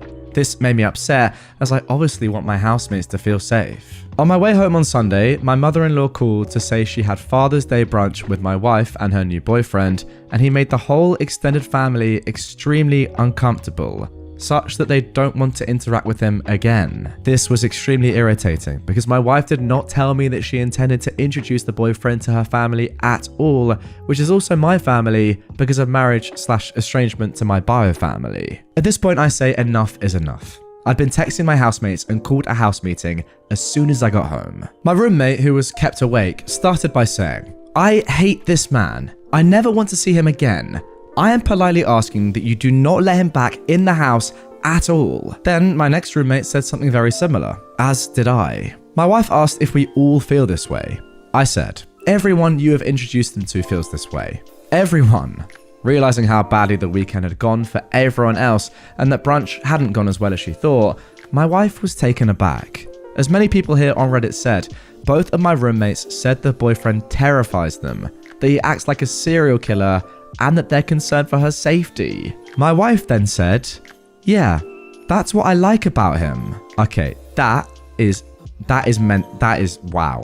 How do you even reply to that? We went around stating what he had done to make us uncomfortable, and my wife started to shut down. She didn't try to defend him, she didn't say anything, she stopped responding, until finally one of our roommates asked if she had anything to say. She didn't try to defend him, she didn't say anything. She stopped responding, until finally one of our roommates asked if she had anything to say. She said she wished we had told her this sooner because she had just said I love you to him earlier that day, which was news to me. She asked why nobody had told her sooner, and the answer was that he was attached to her hip for 2 days and he looks over her shoulder to read all her phone messages. After a lot of discussion, my wife agreed that she would not bring her boyfriend around if anyone was at the house. She said that probably means he won't come back to the house at all. She also said she wouldn't ask anyone to leave so he could come over and that he wasn't invited to parties, except that she'd already invited him to an upcoming party at our house next weekend, and she wasn't strong enough to uninvite him,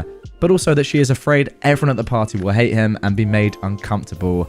Your wife has no backbone. Moreover, she told me that she's going to continue seeing him. Now, while I understand this, it also made me a little sad. 2 weeks ago, she'd said that if I ever hated one of her partners, then she and that person could not be compatible. At this point, her best friends, her husband, and her parents were saying that they never want to see this man again and that they're afraid for her safety, and she no longer seemed bothered.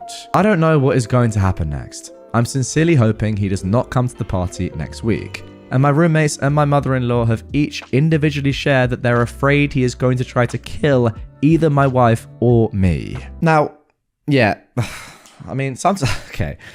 Normally, right, when I start these like little commentaries at the end, I think a little bit about what I'm going to say before I press record, right? Now with this one, I haven't done that because I just want to convey my raw reaction, like without a second of thinking, just immediately after reading this. And just the fact that I'm actually completely befuddled by what I've just read and pretty much speechless. For maybe the first time in my life, you have someone that everyone has said acts like a serial killer, but then you're saying, you know what, that's why I like him. Now, that's tough. It really is tough to hear if you're OP. What I genuinely would say to OP, if you're watching, mate, I know we go a long way back and we're both I'm not going to take the mick out of polyamory. Sorry, I won't do that. What I will say to you, OP, is, and I'm leaving that in, by the way. Do you really want to be with somebody who acts like this and says, oh, why didn't you guys tell me earlier? Like, are you stupid? She must be stupid. It's so obvious. I mean, maybe, unless she was just completely transfixed by this guy. I don't know. If someone is hated that much by literally every person you know in your life, that should be obvious. Like, unless you are an ostrich and your head is in the sand, run that back. That's what I say. Come on, man. We're not living in the dark age anymore. Get your head out the sand. Are you an ostrich? That is my question. Can I say, actually, if any of you get that reference, then you have surprised me. It's a weird one. It really is. I just think, from your perspective, OP, you have to make that decision yourself now. Do you want to be with your wife if she is the sort of person that is going to continue seeing someone that literally everyone in the world hates and that may well be a serial killer? I don't know. That decision is up to you. As for the story, wow. I am at a loss as to what to do with my wife's request. My wife and I have been married since 2001 and been together since 1999. She is the most intelligent, thoughtful, caring, loyal person I know, and I've always thought of myself as fortunate to have met and married her. She is, even today, aesthetically beautiful, and men have told her this throughout our marriage. She's always shot them down. Now, earlier this year, she was diagnosed with uterine cancer, stage 1, and had a full hysterectomy. I was never concerned about the cancer. It was diagnosed early, dealt with quickly, and she made a full recovery. I took time off work to look after her after the surgery, and all seemed well. There were some to be expected emotional instances on her parts, and although I am not an emotional person, we dealt with them together. After her recovery, she was insistent that we start living life to the fullest, and took a 10-day trip to Europe, followed by a trip to Belize. We also have a trip to the UK and Spain and Portugal later this year. Now I'm fine with these things, building memories and crossing bucket list adventures off of her and our list. I also understand that these are a result of feeling fragile on her part. She also took up yoga, swimming, and healthy cooking classes. I was fully on board until last week. Last week, she came home from work and told me she wanted a hall pass, a one-time opportunity for her to have sex with someone else besides me. She said that since her cancer diagnosis, her outlook on life has changed and she doesn't want to be handcuffed from doing things she wants to do. She explained that there's a guy at her work that she's always had some attraction to. He is leaving the company and she'll never see him again, so this is the perfect opportunity to sleep with someone else. She said that I could say no, of course, but that she would be mad and disappointed at me for an indeterminate amount of time, and that it would be confirmation of my male toxicity and insecurity. I don't consider myself to be toxic, and if not wanting your wife of 20 plus years to have sex with someone else is insecure, then guess I'm insecure. I told her that I appreciated her talking to me about this, but approval via coercion is not approval. I also said that I do not appreciate her language in describing my, as of yet, unknown reaction to this very large issue that could affect the rest of our marriage and life. I got up in the morning and she basically said that she was sorry for putting such a large decision solely on my shoulders, and that to help, she was taking the decision away from me. She booked a hotel near where her co-workers are having a party / send-off for this guy, and she would spend the night there with him and hope that I would be here when she got back. That she would answer any questions I have about the night after it happened, but not before. She will not tell me who he is or anything about him because she knows me too well and that I will dwell and obsess over him, and that would make it too real for me, which is pretty accurate. Her POV is that the less I know, the better, which contradicts the offer to tell me anything I want to know after it happened. I think she knows I won't want to know or ask anything, or she simply just won't tell me. Part of me thinks at least she's been honest with me, and she's been through a lot since finding out she had cancer, so maybe I should just let it happen. I certainly have no concept of what she went through, so I cannot dismiss how this affected her mental state or outlook on life. Part of me wants to put my foot down and say this is not going to happen and deal with those consequences when they happen. Her BFF called me callous for even suggesting that I wouldn't let it happen because I have no idea what she went through. I find it hard to believe that she is okay with the possibility of throwing away 20 plus years of marriage over some guy that she has had no relationship with outside of work, and that I should just call her bluff. Maybe she thinks similarly, that I won't throw away the marriage because of one encounter. I just don't know what to do. I empathize with her, and then an instant later I'm angry with her. Part of me wants to know who this guy is. What does he look like? What has he got that is so enthralling for her? Is he just a safe option? Is he married? Does his wife know? Would I be a callous jerk for saying no? What can I do besides walking away? Okay, now, where do we even begin? Now, of course, this is best of Redditor updates, so we're going to get a lot more content here. But off the rip, I've got to say, what a load of absolute rubbish. I know multiple people, multiple couples in which one of them has gone through cancer and they survive. And they don't just then go, you know what? Yeah, I've survived this. I'm not going to go around shagging like a legend. They just don't do that. It's very abnormal. Now, the whole part about your wife ticking things off your and her collective bucket list is great. Traveling, making her realize and making you guys realize that life is short. It can end at any moment. It's good to do things you want to do whilst you have the chance to do them. Completely fine until you get to having sex with one of your co-workers, forcing your husband to be okay with it. That's probably a little bit too far. At that point, I think, how about just end the marriage and move on with your life? It's just very, very strange.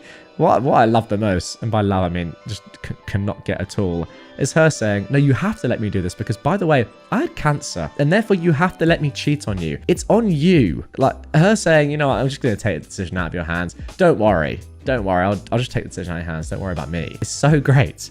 I love it. Nonetheless, let's carry on and let's get into this comment which was posted on the original, which I think is really, really good. Kind of think this is the way your marriage will be from now on. With her epiphany, she wants to relive her life and she's going to do it regardless of your feelings. I think she's being rather selfish and probably only threatens this because she thinks you are beaten down and will simply put up with it. Perhaps not the best time for trips and frills. She wants a single life. Let her see what that means. I agree. I feel like Obviously it's very, very tough for you. And I completely understand what you're going through in the sense that you say that 1 second you're like, no way am I ever going to let her do this. I'm going to call her bluff, go and do it. She won't. And then the next you're like, oh, well, I do love her so much. And she did also have cancer. That's going to be very mentally taxing. Oh, by the way, I'm not for 1 second saying that I know what that's like or how it feels or I can empathize with that in any way. I obviously can't. But I agree with this commenter. It gets to a stage where you got to just say to her, yeah, obviously you're not allowed to do this. I don't care. And also, what's your best friend saying about you can't not let her do this? She had cancer. Again, terrible friend. Sorry, very obvious. You have to call her bluff. You have to just say, you know what, this is going to hurt me, but go and do it. And if you do it, that's the end. It is weird though. 20 plus years of marriage and that? Wow. Now, OP has actually replied to a couple of comments from the original saying this. She thinks because she'll never see this guy again and that I've never met him, supposedly, that it won't really affect me or our marriage in the long term. I'm left with accepting it and never viewing her the same way again, or going through a divorce at 54. Not really great options on either front. That is a very fair point. I don't know where her head is, and the bout with cancer is affecting her in ways that I couldn't possibly imagine. I don't think she believes I will leave. There we go. I mean, you've pretty much said exactly what I think there. You have to test that though. If she doesn't think that you'll leave, you have to actually leave and then see what her reaction is. Because then, if she goes and does this thing anyway, you know that sadly, very, very sad and painfully, though it may be, it was the right decision for you to do that. Because otherwise you'd just be a massive cuck. And secondly, you have to test that. You just have to, because she can't just get away with stuff like this for the rest of your life together. Because even if you do stay together, you'll just be miserable. So unfortunately, that is the only thing you can really do. Now, let's get into the update that was posted just a few days later. I received a ton of advice that I couldn't possibly respond to. I do appreciate the people who took time to offer advice in the comments or via PM. It's been an exhausting couple of days. I was hoping that my opposition to her plans would give her pause, but unfortunately that did not happen. I said I am a hard no, and I'm not sure how I will feel about you if you go ahead with it. I was met once again with, this is for me, it will be one time. What can I say to help you deal with it? You'll get over it. We were meant to be regardless of the situation. Remarks leading up to Saturday. Some of the most selfish words there that I've ever heard, despite the fact that this woman went through cancer. At this point, I honestly don't really care. That's insane. So she left on Saturday, ostensibly to meet her co-workers, but in reality to screw the guy. I asked her to text me when she was leaving for the bar, and when she did, I asked her if she was really going to go through with this. After her response was this, I'm not answering any more questions tonight, I will see you tomorrow, I blocked my wife. Then, I did something either stupid or brilliant. I went to the bar where the get-together was happening. You know what, I love this. Well, not the bar, but a transit bench across the street. I waited for a long time. It was running through my mind leading up to this event that I need to know who this guy was, maybe to compare myself against him, to see what he had that I do not. It was driving me crazy not knowing who he was and what was so special about him that she would ruin a marriage for. After what seemed like an eternity, a woman that I recognized from my wife's office left the bar and got in a cab. Soon, other people started filing out and a whole group came out and people were hugging a man and shaking his hand. I assumed that I had my guy. I didn't see my wife, and I had a brief thought that maybe she had called it off. I unblocked her, but there were no messages. Everyone said their goodbyes and left. The dude was standing outside for a few minutes, and then my wife came out. She looked around, took his hand, and they started walking away together. Of all the emotions I went through, trepidation, sadness, anger, it was disgust that really encapsulated the event for me. This guy was short, fat, and bald. All the things I cannot compete with. Ultimately, I felt like a pervert for watching from a distance.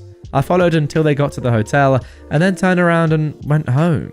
I woke up Sunday morning and put a lock on the master bedroom door. I moved her things to the spare room and left a note asking her to find another accommodation as quickly as possible. I visited another friend who's a lawyer and he gave me some sage advice and a couple of recommendations for divorce attorneys and made the introductions. My wife has been calling me numerous times since around 11 or so. Once blocked, the calls go to voicemail. I listened to the first couple but felt nothing but some satisfaction when she couldn't get through to me and she was obviously becoming concerned. I didn't want to go home, but I left in such a hurry that I didn't plan an overnight properly. I got home around 9, and as per my buddy's advice, I recorded the interaction. I was halfway up the stairs when she came up from the family room asking what was going on. Could we talk? I thought we talked about this. I just answered with, I am not interested in discussing this tonight, and went to bed. After not getting a response from me through the door, she left me alone. I feel kind of like a child for not talking with her and shutting the door on her, but I just couldn't look at her. Monday, I got up and ready for work. She was waiting for me and asked if we could discuss getting back to normal. I said, "You've been doing all the talking for the both of us for the last week. Why don't you just continue?" And I left for work. I have an appointment with the attorneys that my friend recommended for this week. And there we go, guys. That is the end of that one. I don't really know quite what to make about this story because I feel like we've just encountered one of the most stupid women of all time. She is surprised when her husband of 20 years is annoyed at her because she cheated on him, not just with anyone, but with a short, fat, bald man. I mean, does it get any worse? Look, I'm all for short kings and bald kings and also fat kings. What a trifecta that is. Listen, if you're short, bald and fat, get in the comments down below. Are you this bloke? I want to know. Now, one thing I will say before getting myself in trouble is that there is another comment here that I want to highlight because I think it's a very good comment that kind of, in all seriousness, encapsulates my thoughts. Here it is. I can only hope that you've decided to do what's best for you. At the end of the day, you're the one that has to live with your decisions. From the previous post, it's obvious that your wife, and I use that term merely as a placeholder, has made her decision. I know that having something that has been such a huge part of your life end can be daunting, but sometimes it's for the best. And yeah, I think this time it absolutely is for the best. You clearly made the right decision. Your wife's dumb, and she's also unfaithful. What a terrible, terribly potent combination. Good stuff, OP. Right, now our final story from this episode is actually one chosen by one of you guys. One of you added me on Twitter saying, "Do you remember that face tattoo story that I narrated about 6 months, 12 months ago?" And I said, you know what, I do. And then they said, there's actually been an update to that post. If you don't remember the original, I will link it down below. It's probably on screen right now as well, the thumbnail, or behind the I button. Pretty much, this woman gets a face tattoo and then wonders why her fiance is annoyed at her. Like, she doesn't even tell him, she just does it, and then is like, "Oh, what, don't you like it?" He's like, no. To be honest, it's quite a silly story, but one of you told me on Twitter that there's been an update, and there has. Just a week ago, we got this update, so here we go. About 9 months ago, my ex-fiance, Kim, got a face tattoo without telling anyone. This was just the start of her doing everything she could to ruin her life. She broke up with me and called off our 7-year relationship when I questioned why she did this. She worked in a client-facing job for an incredibly large financial institution and was let go within a month of showing back up for work after getting the tattoo. I kept in contact with Kim's sister, hoping for some news. They tried to get her help as they thought she was having some kind of psychotic break. However, she eventually called the police on her own family, claiming they were harassing her. After that, I decided to just walk away. Now, Kim didn't just destroy her own life. When she broke up with me, I felt numb. I knew this wasn't Kim doing this.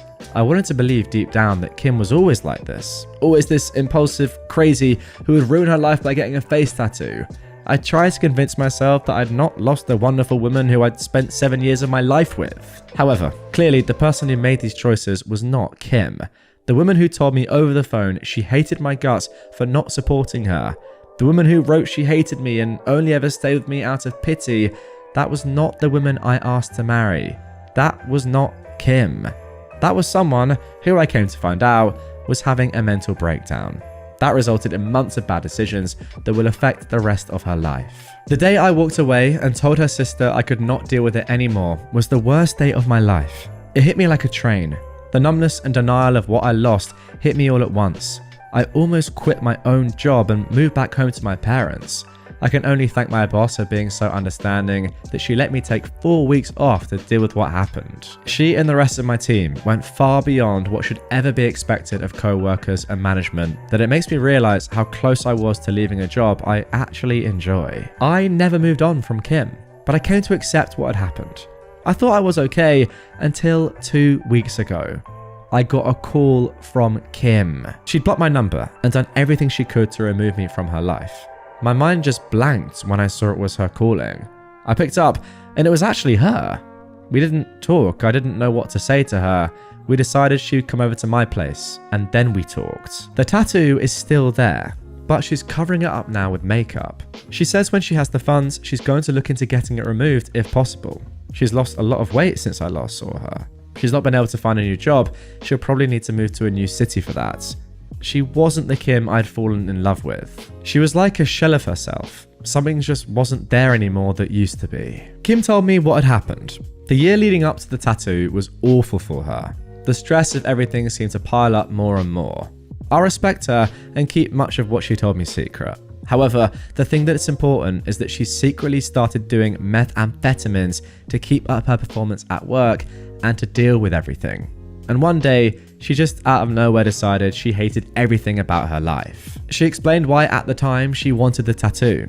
It doesn't really make much sense, but a lot of what she was thinking at the time didn't. And from there, she just lost control of everything. I won't talk about what happened after she disappeared, but it's not pretty. These are things that she did that will follow her for the rest of her life. It explained a lot, but it didn't make things any better. We talked for nearly the entire night. She didn't leave my place until almost 4 a.m. Since then, she said that she wants to try and get back together with me. She admitted she knows things cannot be the same, yet she wants to try. I haven't talked to anyone about what I'm about to say yet. I've held off on talking to Kim about it because it feels selfish. But there's something about the way Kim acts, about the way it affected my life, that irks me. When we talked that night, she said that I was lucky she cut me off. I was lucky I didn't get put through any of this. I was lucky that my crazy ex wasn't at my door screaming or showing up to my work and causing a scene. She acts like my life wasn't affected at all. I told her what happened after she left, how much it hurt, how I almost quit my job and moved across the country. Her response was dismissive. Like because I didn't go through with that, I don't get to complain. She acted like because I wasn't the one with a tattoo on her face, I don't get to act like it had long-lasting effects on me. She didn't even apologize for the explicit and hateful note she left with my things when she returned them. Or for the phone call where she called me a manipulative, selfish jerk who only wanted her for her body, or even just for breaking up with me. She knows she was wrong to do it, but it's almost as if she's acting like because she had a breakdown, I can't hold her accountable for what she did to me because it wasn't long lasting. I texted her last night saying how hard it was for me when she left. She ignored it entirely and tried to move on. No acknowledgement at all. I don't know why, but it hurt me. It hurt me so much. I feel like I did back when all those emotions finally hit me after she left. I wish she'd just never come back into my life now. I wish I didn't know what happened. I wish I hadn't picked up the call, because it hurts. But a part of me feels like I'm being selfish or complaining too much, that I don't get to feel this way because I'm not the one who had the mental breakdown. But there we go, a pretty similar story to the first one, truth be told. Both stories have a man who's been so deeply saddened, or I guess kind of even traumatized by their ex-wife now, or wife or fiance's past doings or current doings, you know what I mean. But then even when that woman has come back into their life and you feel like both these men might just say, you know what, despite all the trauma, I still love you, I'm gonna get back with you, we can get through this. They both, in my opinion, make the correct decision and say, you know what, no, I can't do this anymore. What you did is truly ridiculous, it hurt me so much, and that's the end. And to both men, I have to commend them because I think they made the right decision, and I know in that position how hard that decision would be to make. So fair play to these guys. It takes a lot of courage and bravery to do that, and yeah, I would just say put yourself in their position if you can for a moment and think about how hard this would actually be. Obviously, for someone like me or you looking at this objectively, you can think, okay, these women are just crazy and stupid. But if you actually love that person, then that is a totally different conundrum. But yeah, as I said, I think they made the right decision. What do you guys think? Get in the comments down below. I think my friend's clumsy boyfriend is purposely hurting her. So, I am a 26-year-old woman, and my friend Kay, who's also 26, has been dating Andrew, a 25-year-old guy, for almost a year now. Honestly, until these last months, I really liked them together, and he has assimilated into our friend group really well. He's been easy to talk to and is someone who I thought could be the perfect match to Kay. In the beginning, Andrew was always known for being clumsy, occasionally spilling on himself, tripping, and sometimes just being an overall goof. We joked he was the poster child of a himbo. It started with a simple mistake: Andrew spilling wine on Kay's outfit. He seemed so apologetic and genuinely sorry. Then a couple of days later, out of pot luck, Andrew bumps into Kay while she was bringing out a salad bowl, causing it to fall on her foot and giving her a pretty nasty bruise. Again, apologetic, but this time just rubbed me the wrong way. It seemed awkward the way he'd bumped into her. Then there were just more of these accidents, like ripping a dress when he was falling, trying to catch his balance, dropping a bowl of chocolate ice cream on her shoes, and spilling an ashtray that landed all over her hair. All of this just gave me a weird feeling, like why does it feel like his clumsiness is getting worse? Recently we were having a movie night. Kay was sitting on the floor and I'd gotten up from the couch to get some more popcorn when I heard Andrew walking over with hot tea. I'm thinking, no way I'm gonna have her get piping hot tea spilled on her by accident. So I get up and say, "Oh, thanks for grabbing this. Do you mind grabbing me popcorn since you're closest?" He kind of gets a defensive tone with me, saying, "Yeah, but let me give this to Kay first." I said, "No, it's not a problem. I'll give it to her," as sweetly as possible, and took the mug out of his hands and gave it to Kay. He seemed kind of distant the whole rest of the evening. I talked with one of my friends in our group just about the tea drama, and she said that Andrew might have been angry, feeling like I was babying him. I think that if he's been prone to hurting his girlfriend, wouldn't he want to avoid situations that could get her seriously hurt? Wouldn't you want a friend to help you? Am I just overthinking this? I want to talk to Kay about my concerns soon because I'm really scared for her. I just want to be wise in how I speak to her. I don't want her to take anything I say the wrong way. Any advice would be so helpful. Okay, so that was the original post, posted on the 5th of August 2023. In fact, the first update comes just a day later. But off the bat, let me know in the comments, what do you think? Me, personally, something is definitely up here.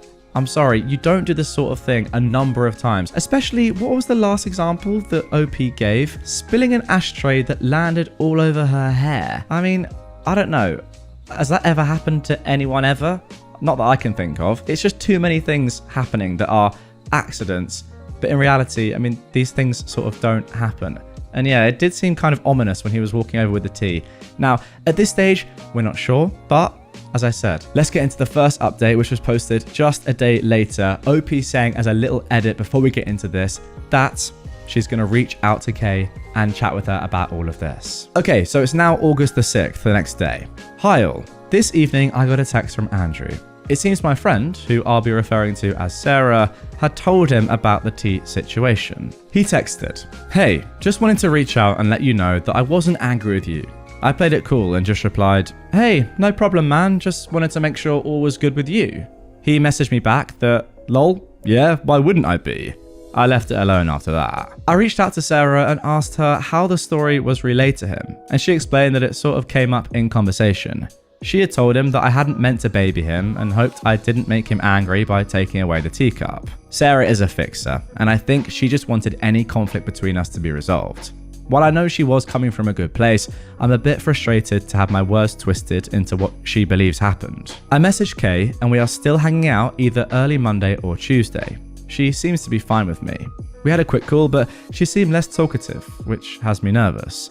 I really hope I didn't screw everything up. After a lot of comments, I've decided I'm going to be careful with my wording. A lot of you have pointed out Andrew could have a medical condition. Now, yes, while I'm a bit skeptical, I will keep this in mind. Hopefully, my concerns can be addressed in a way that flows with our conversation. Thank you all for your feedback, even if some was harsh. And to all who have shared DV, I presume that's domestic violence stories, I'm so sorry you'd ever received any mistreatment. You deserve happiness and safety. I'll be posting an update as soon as we have our talk or anything changes. Yeah, it's a tough one in OP's spot. Obviously, you want to err on the side of caution because imagine you said, "Oh, it's probably just a few accidents," and then something serious happened, really serious. You can never forgive yourself. So I understand what OP is going through here and that she thinks she has to do something. And I appreciate it, really. Better to be safe than sorry, is what I'm trying to say. Okay, now we're going to have a look at a few comments that OP left below this post, kind of in replies to other Redditors, which I think shed more light on the situation. So the first thing that OP said was, "He's only being clumsy with her. In fact, I'd say it's become more focused on her." I mean, that right there is eye-opening. And I think that that is the reason why OP is so concerned, right? If Andrew was just being clumsy with everyone and in general, then perhaps you could say, yes, he's just a clumsy individual. Or you could go down the line of maybe he has a medical treatment or needs some sort of help. Because it's just focused on his girlfriend, that is concerning. OP continues, sorry, should have been more clear in my writing. Andrew's clumsiness, while apparent, was always self-inflicted, like a small spill or mostly tripping a bit over his feet. It's only been recently with his behaviour that it's become more pointed towards Kay. Like, it's rarely been him being the injured or spilled on party, it's now only been Kay. Someone asked, does he do it when she's particularly proud of or happy in an outfit? I see, maybe hinting at jealousy there. OP replies, the dress he ripped was one of her favourites, and she had to go home early because it ripped in the cleavage area and she was more embarrassed. The ashtray being dumped on her hair was when she was wearing her hair natural, curly, when she mostly straightens it, but she'll have her hair natural randomly and nothing happens. Also, he totally ruined her white heels with the chocolate ice cream. Now it's at this point, guys, where OP realizes that something might be up. She's put two and two together and realized that there actually might be a pattern in Andrew's behavior. Take a look at this comment on screen. There's something I've been thinking about, and writing it all down, I just realized all the accidents have to do with her looks. Spilling on her outfits, bumping into her when she's wearing a dress, chocolate ice cream on her shoes, those were white heels. Yes, I know that's just speculation. Someone else said it could be a Munchausen by proxy situation, which is pretty much where someone pretends to be ill. Overall, just solidifies that I just need to talk to her, which I will be doing this week. There we go. What do we think? I mean, now that it's been put on paper like that, I kind of agree. It does seem to be all with her looks, which we didn't know at first, but yeah, something is definitely going on here. There's no way that Andrew is just clumsy. OP continues. Also, her reaction to these accidents is always quick to try and move on. She is somewhat introverted and doesn't like attention, so she's just quick to say she's fine and move on from it. She'll tell Andrew that she forgives him and just to be careful. Now, people in the comments were saying that seems a little bit sinister, right? It seems like he's trying to see what he can get away with. And OP replies, that's what's been hard. I felt like I've been the only friend to notice. Like, no one else seems to want to believe that Andrew's doing this on purpose because we've known him to be this clumsy guy. I mean, who wants to believe that someone's doing this on purpose? And then one final question, does this happen in front of others or also with just the two of them? From what I understand, replies OP, he's always had these accidents in front of friends, not when it's just the two of them. And whenever it happens, he gets really apologetic and he's never laughed about it. But it just feels so weird. Like he's being so over the top. Like once he said, I would hate myself if I seriously hurt you. I don't know, that just came off so odd to me for his usual character who's typically a silly guy. Yeah, that is very weird. That is almost projecting or foreshadowing that you will seriously hurt her and that, oh, I didn't mean to, and because I'm now saying it in the present that, oh, wouldn't it be such a shame if I did? It kind of is allowing it when it eventually does happen, even though, let's be honest, it seems as though Andrew would do this on purpose. I don't know, I'm getting a weird picture of this guy. Right then, let's get into the next update from August the 8th, 3 days from the original post. Hi all, sorry for the delay, a lot has gone on. So I talked to Kay this morning. I started off the conversation normal. When Kay says, hey, why were you concerned about Andrew bringing me tea? I just say, I'd noticed he'd been more clumsy lately, and I wanted to avoid either of you getting hurt. She was quiet for a bit, then asked me, do you think it's odd how he's been acting? Now, considering all your, Reddit's, advice, I respond with, I care about you and want you to be safe. I don't want to hurt you or Andrew, but I do feel like most of the accidents have come at your expense. I don't want it to get to a point where you have a worse injury. This is when Kay bursts out crying like I've never seen. After composing herself enough to talk, she says she's been so suspicious of how these accidents have been centered around her and how validating it was to have someone feel the same way. It's been causing her a lot of anxiety and she felt so relieved when I took the teacup away from him. She's tried to suggest to Andrew that he should just go to a doctor, but he says he's perfectly fine. Now, Kay is not confrontational, so she just drops it. She said how recently Sarah, Andrew and her were all hanging out together. Sarah told Andrew I was so upset about how he was hesitant to hand me the teacup. A completely different story from what Sarah told me. Now, I've been more open with my emotions in my post due to my anonymity, but in person I was very casual about the situation. I said something along the lines of, Hey, did you think I upset Andrew by taking the tea when I asked him to get me popcorn? I hope I didn't come off rude. Then Kay told me something really disturbing. How during this conversation, Andrew and Sarah started joking about Kay being a battered wife. How ridiculous the idea would be if Andrew was really abusing her, and some really dark jokes. This had Kay feeling like she was crazy to think that these accidents might be on purpose. Also, they said some things about me that made her so upset that she couldn't even tell me. Kay said she's felt trapped, living with him, and how he's intertwined in our group. She felt like she needed to wait to have proof that he was faking it to make it worth a bunch of drama. I feel horrible that she's felt so alone in this. I was pretty blunt and I just asked, do you still love him? She responded, I don't. I think I don't even like him anymore. So we talked about the best way for Kay to leave Andrew, being as safe as possible. Kay called in sick to work and we went over to her house and talked with our friend, Leah, her roommate. Andrew was out at work, so we quickly moved all their things into Leah's room. She has a key to her door. Anything that was super sentimental to either of them, we packed in my car. Kay is going to stay at my house and Leah wanted to stay with a family member who lives not too far away. Kay has written a letter to Andrew ending things. She's going full no contact. She set a date that she expects him to leave. He moved in with them, so he doesn't have his name on the lease. Our friends Mike and Corey will be staying at the house. This is to ensure that nothing will be damaged due to an accident. Also to let Kay and Leah know when it's safe to come back. Thank you all so much for your advice. Tomorrow I plan to go on a little shopping spree with Kay, doing everything I can to alleviate her anxiety. So far, we know that Andrew has seen the note and is packing to leave. So far, so good.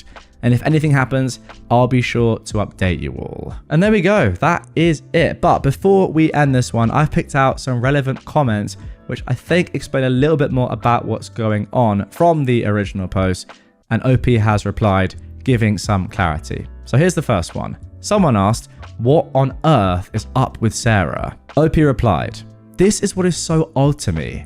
I said Sarah was a fixer because she's always been the mum friend, wanting everyone to be safe and happy. I've never noticed anything between them, just normal banter that we all have with one another. I just don't know why she's going to bat for him so hard. We had a call where she was very mean to me, to put it mildly. She's very angry at me, like I was the one who caused all of this, as well as some very personal attacks. I think Andrew is telling her something because this isn't who I knew her to be at all. Or maybe she's always been like this, but has simply masked it. Another question is this. Did Kay ever tell you what Sarah said? I told Kay vaguely about what Sarah said on the phone call and asked if it was similar, and she confirmed. Being as vague as possible, it has to do with my family's issues with addiction and situations happening due to that. I told our friends in confidence. Knowing she's used that to weaponize it against me and has told Andrew has made my skin crawl. So how about other friends and their reactions to Kay and Sarah? Well, OP replies that Kay is safe and we will do all we can to keep it that way. All of our friends, except Sarah, have been a huge help in Kay's healing during this time. It's been amazing to be a part of and to witness. We've all since blocked her. Her comments towards Kay and me have not been tolerated by our group. Hopefully, this is the wake-up call she needs. And finally, a couple of Redditors had concerns about safety. You know, maybe Andrew comes back. OP even mentioned the fact that Andrew could try and get access to the house, cause another accident, once again, in inverted commas. So yeah, has Kay done anything to ensure their future safety? OP replies that, luckily, thanks to this, they've bought one of those camera detectors, waiting for it to arrive still.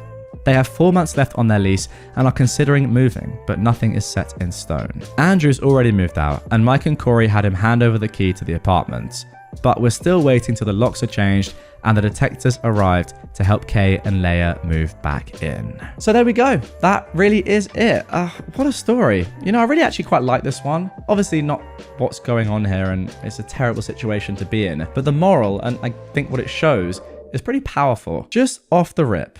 At the start, when, a little accident here and there, most people didn't even bat an eye. Even, the majority of, pretty much everyone, right, apart from OP, who was good friends with Kay, didn't even notice anything to really be awry. But OP, big shout out, just felt that something was off. Didn't really believe it, didn't buy it.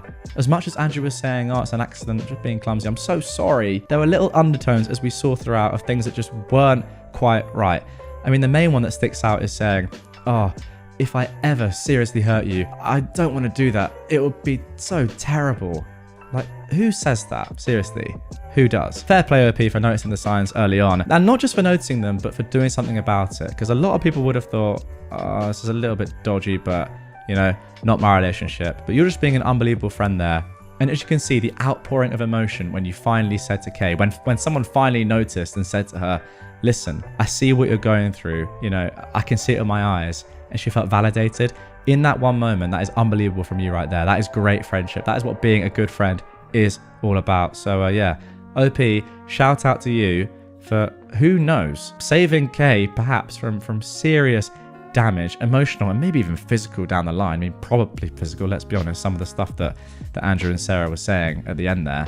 Crazy scenes. And yeah, letting her move on with her life and getting rid of this absolute toxic demon. Great story. Just shows that having a little bit of awareness and calling something out when you see it, no matter how small, can have such big ramifications in a good way on someone's life. All my friends think my girlfriend is creepy. Are they right? Hi Reddit. I, a 22-year-old man, started dating my girlfriend, let's call her Alice, who is 21, about 7 months ago. We met while working on a group project for one of our college classes. From the moment I met her, I felt an instant connection. She was beautiful, smart, and we shared a bunch of common interests. Long story short, we flirted for a few weeks before I finally asked her out, and we've been happily going out since.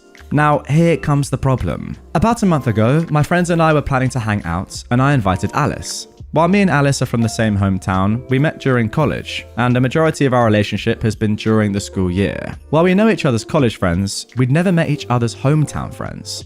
I know that Alice has really bad social anxiety, so I was hesitant to invite her at first, but when I did ask, she seemed nervous, but really excited.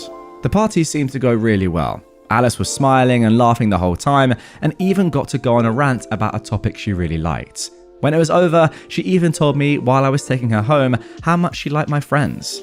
When I asked my friends what they thought of Alice, they all said she seemed nice. All except my best friend, Ruben. When I asked him, he told me that he hated her. I immediately questioned why, hoping it was them not mixing well, as I can acknowledge that Ruben and Alice are complete opposites when it comes to interests and personality. But no, Ruben told me he hated her because of how creepy she is, and I was better off dumping her. Now, this threw me off, because never once have I considered Alice creepy. She's actually the cutest girl I'd ever met, and I'd never felt more comfortable around someone as I do around her. Before I could even ask what he meant, he went off on a rant about how uncomfortable she made him and started citing stories I told him about our dates during college. Stuff like how she'd stare at me without saying anything and just enjoyed looking at me. How she'd eat the same meals whenever we went to dinner. How unjealous she was when a girl came up and flirted with me, or about her deep knowledge of poisons and love for murder mysteries and true crime. Both of which she could talk about for hours, but neither of which she actually talked about at the party. He said that while he wrote them off before, since they didn't seem to bother me, which they don't, after meeting her in person and seeing how weird and flighty she was, he can tell that she's a secret psycho and will end up either breaking my heart or physically hurting me. I tried to explain to him how any weirdness was probably just because she was nervous about meeting them for the first time.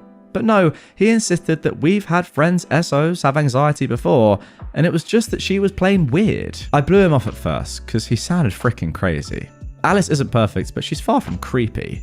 But after 2 weeks of him telling me to dump her, and me getting tired of telling him to drop it, I reached out to a few of our friends to prove him wrong.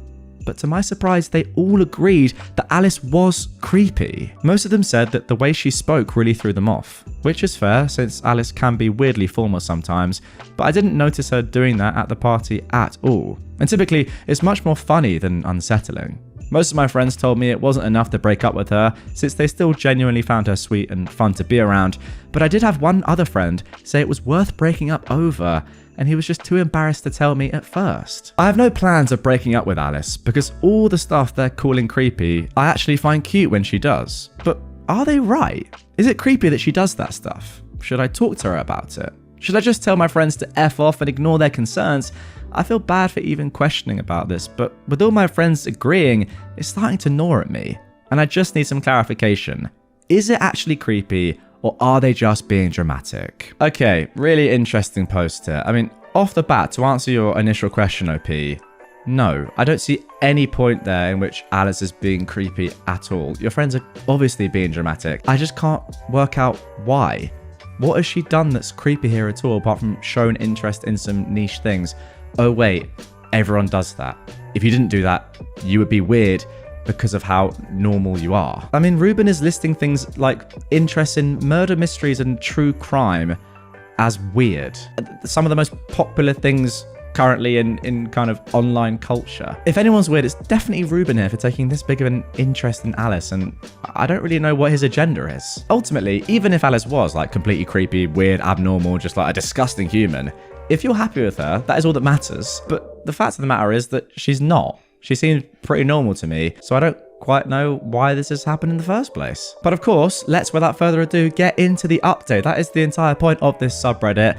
This was all resolved a little bit later on. Okay then, let's move on to the update posted 9 days later. Wow, thank you all so much for your helpful comments and validation. I'm glad you guys all agree that the stuff Alice is doing wasn't really creepy. Anyway, let's get into the meat of this update. Since I posted originally, I've spoken with each of my friends individually and talked to them about what they said. Pretty much all of them apologized, and some even offered to apologize to Alice herself, which at the time I said no to, since I didn't really want them interacting with her, but we'll get back into that later. The only one who didn't apologize, as I'm sure you guessed, was Ruben. I want to address some comments suggesting that Ruben could either be attracted to me or maybe even Alice. I don't think either of those are true, as Alice is the first girlfriend Ruben has ever acted like this with, even though I've dated plenty of girls, and Alice isn't his usual type.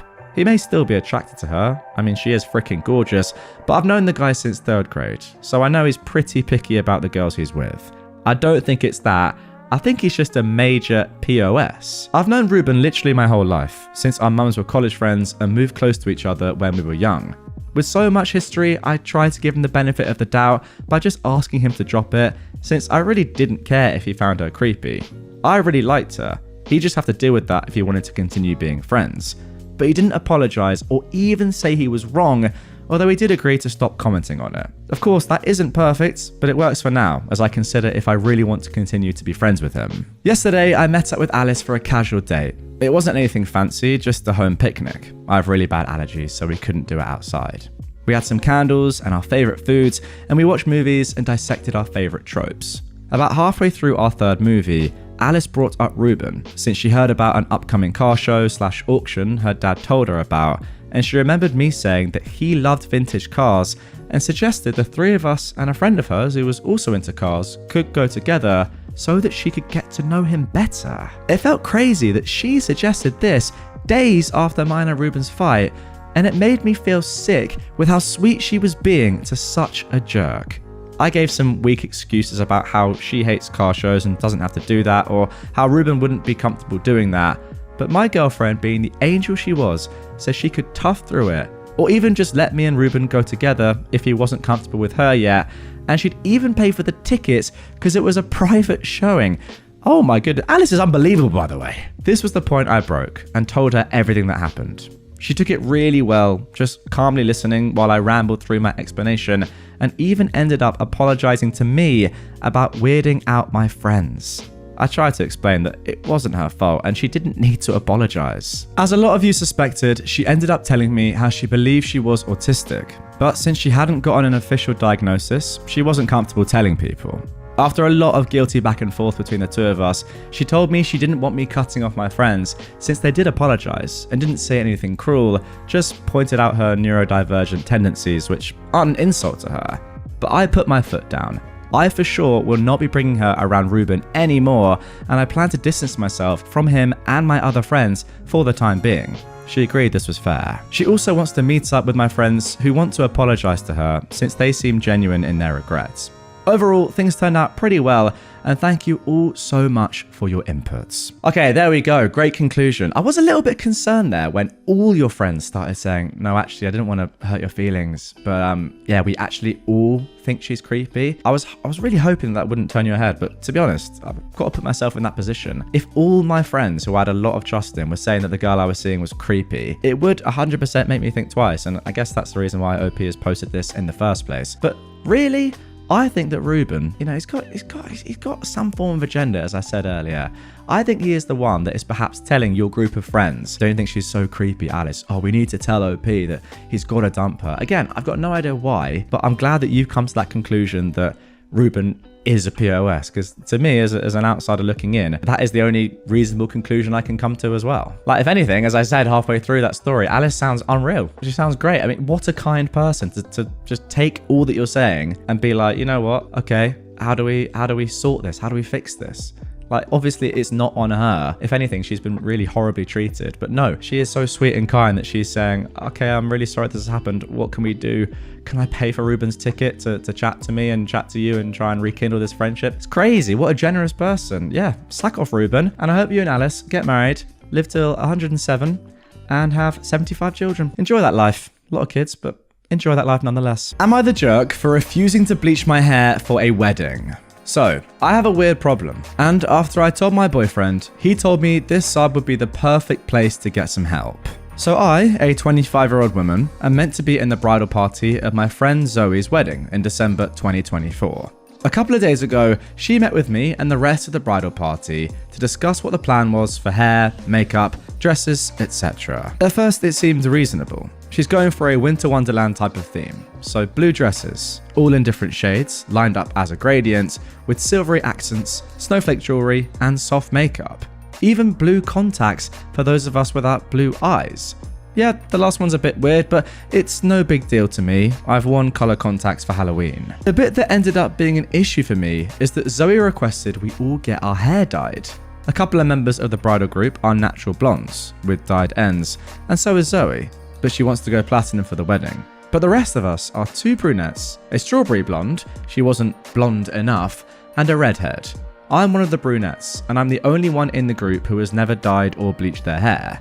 I've considered it, but I can never stay settled on what I want to do, and I'd hate to spend money on something that I end up hating. On top of that, my mum, from ages 5 to 13, flat ironed my hair almost every single day. It really damaged my hair. I'm almost certain it's resulted in my hair being thinner than it used to be. I know that bleaching can also damage your hair, and I don't feel comfortable taking that risk yet. I told Zoe I wouldn't be able to dye my hair. She insisted it would be fine, as my hair seemed quite healthy, and she would be paying for the bleaching treatments for all of us. I again said no. Thanks so much, but I can't. I asked if I could just wear a wig, and she said no, that wigs are cheap and unnatural, and she wants us to have our real hair bleached instead of some cheap imitation for the day. After more back and forth, she told me I should go home and think about the fact that I'm ruining her vision, and that I'd be ruining the photos and wedding video that she and her fiancé will be putting together for his grandparents to view, since they won't be able to fly in from Argentina. I apologized, paid for my meal, and left. I really don't want to dye my hair, but I also don't want to ruin Zoe's picture-perfect day. I don't think I'm being difficult or wrong here, but am I? Okay, off the bat, I've got to say this sounds absolutely ridiculous. Dyeing your hair, bleaching your hair for someone's wedding, demanding that your bridesmaids do that. Very, very odd. I mean, by all means, have a theme, sure. Have whatever colour dresses you want. But demanding that your bridesmaids dye or bleach their hair, that's a bit much, isn't it? Also, OP, you are completely right. I know firsthand. I bleached my hair a few years ago for a forfeit. I'll put a picture on screen for those of you that didn't know this. Yeah, it looks pretty crazy. But it did damage my hair. Like, my hair felt bad. It felt like hay during the process, like during having that hair.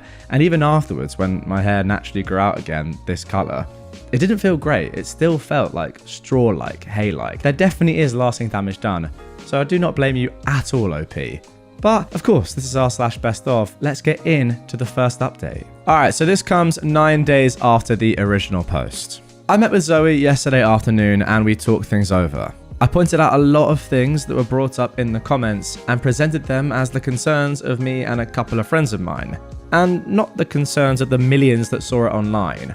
Well, it turns out that she was part of those millions. Someone sent her one of the TikToks that my Reddit post was read in, and she's been thinking about things. She told me she felt a little embarrassed about this all being out there online, even if nobody knew who we are, and I apologized. I explained that I really didn't have many people who weren't involved in the wedding to speak with about this, and I needed the advice. She also apologized and said that she realizes now that the bleaching was a completely out of line request. She said that since she's only bleached her hair once, and because she's naturally blonde to begin with, she didn't know anything about the process for bleaching dark hair and didn't know it would be so difficult, take so long, and could cause so much damage. She said looking back, knowing what she knows now, she feels like she was a huge female dog. I reassured her that she wasn't, she was just uneducated and passionate about something, and we clashed. We hugged it out, and things are good now. About the wigs, there will be none. She's scrapping the group blonde idea. I convinced her that she would stand out far better if her whole bridal party wasn't blonde, and that dark hair and red hair would work amazingly with her winter theme. The contacts are also being scrapped unless any of us decide we want to use them. They're a very piercing blue and kind of cool looking. About the grandparents, Zoe said Frank's family in Argentina isn't of German descent, so nothing to wonder or argue about. She was, however, horrified when she put all those pieces together and thought about how it looked. She'd really been thinking Elsa vibes, not Aryan Nation vibes, and that embarrassed her more than the story being out there by itself. She didn't even know Nazis fled to South America after World War II. Zoe has officially messaged everyone in the bridal party to let them know about the change of plans and to apologize for the outburst and the stress this put on everyone. She's also very excited for us to all come up with a new hair and makeup look and to go dress shopping. Also, those who asked if the groomsmen were being held to the same standard, I don't know. And after finally getting this whole fiasco over with, I didn't care to ask. Zoe and I have made up and everything is fine now. Sorry if this update wasn't the crazy story everyone was looking forward to. Okay, seems like a pretty standard ending, right? Well, you'd be wrong. Because although that is the end of the updates, there was one more edit that was posted at the start of this month, October, and it might just blow your mind. Let's get into that. So here is that edit. I considered whether or not I should post this because I feel genuinely freaking awful, but I think I need to just get it out there. Zoe's wedding has been called off. The engagement has been broken, and there's no telling if Zoe and Frank will even have a relationship at the end of this. To keep things short, this is all secondhand from Zoe via text. Zoe went to Frank the next day to talk to him about everything.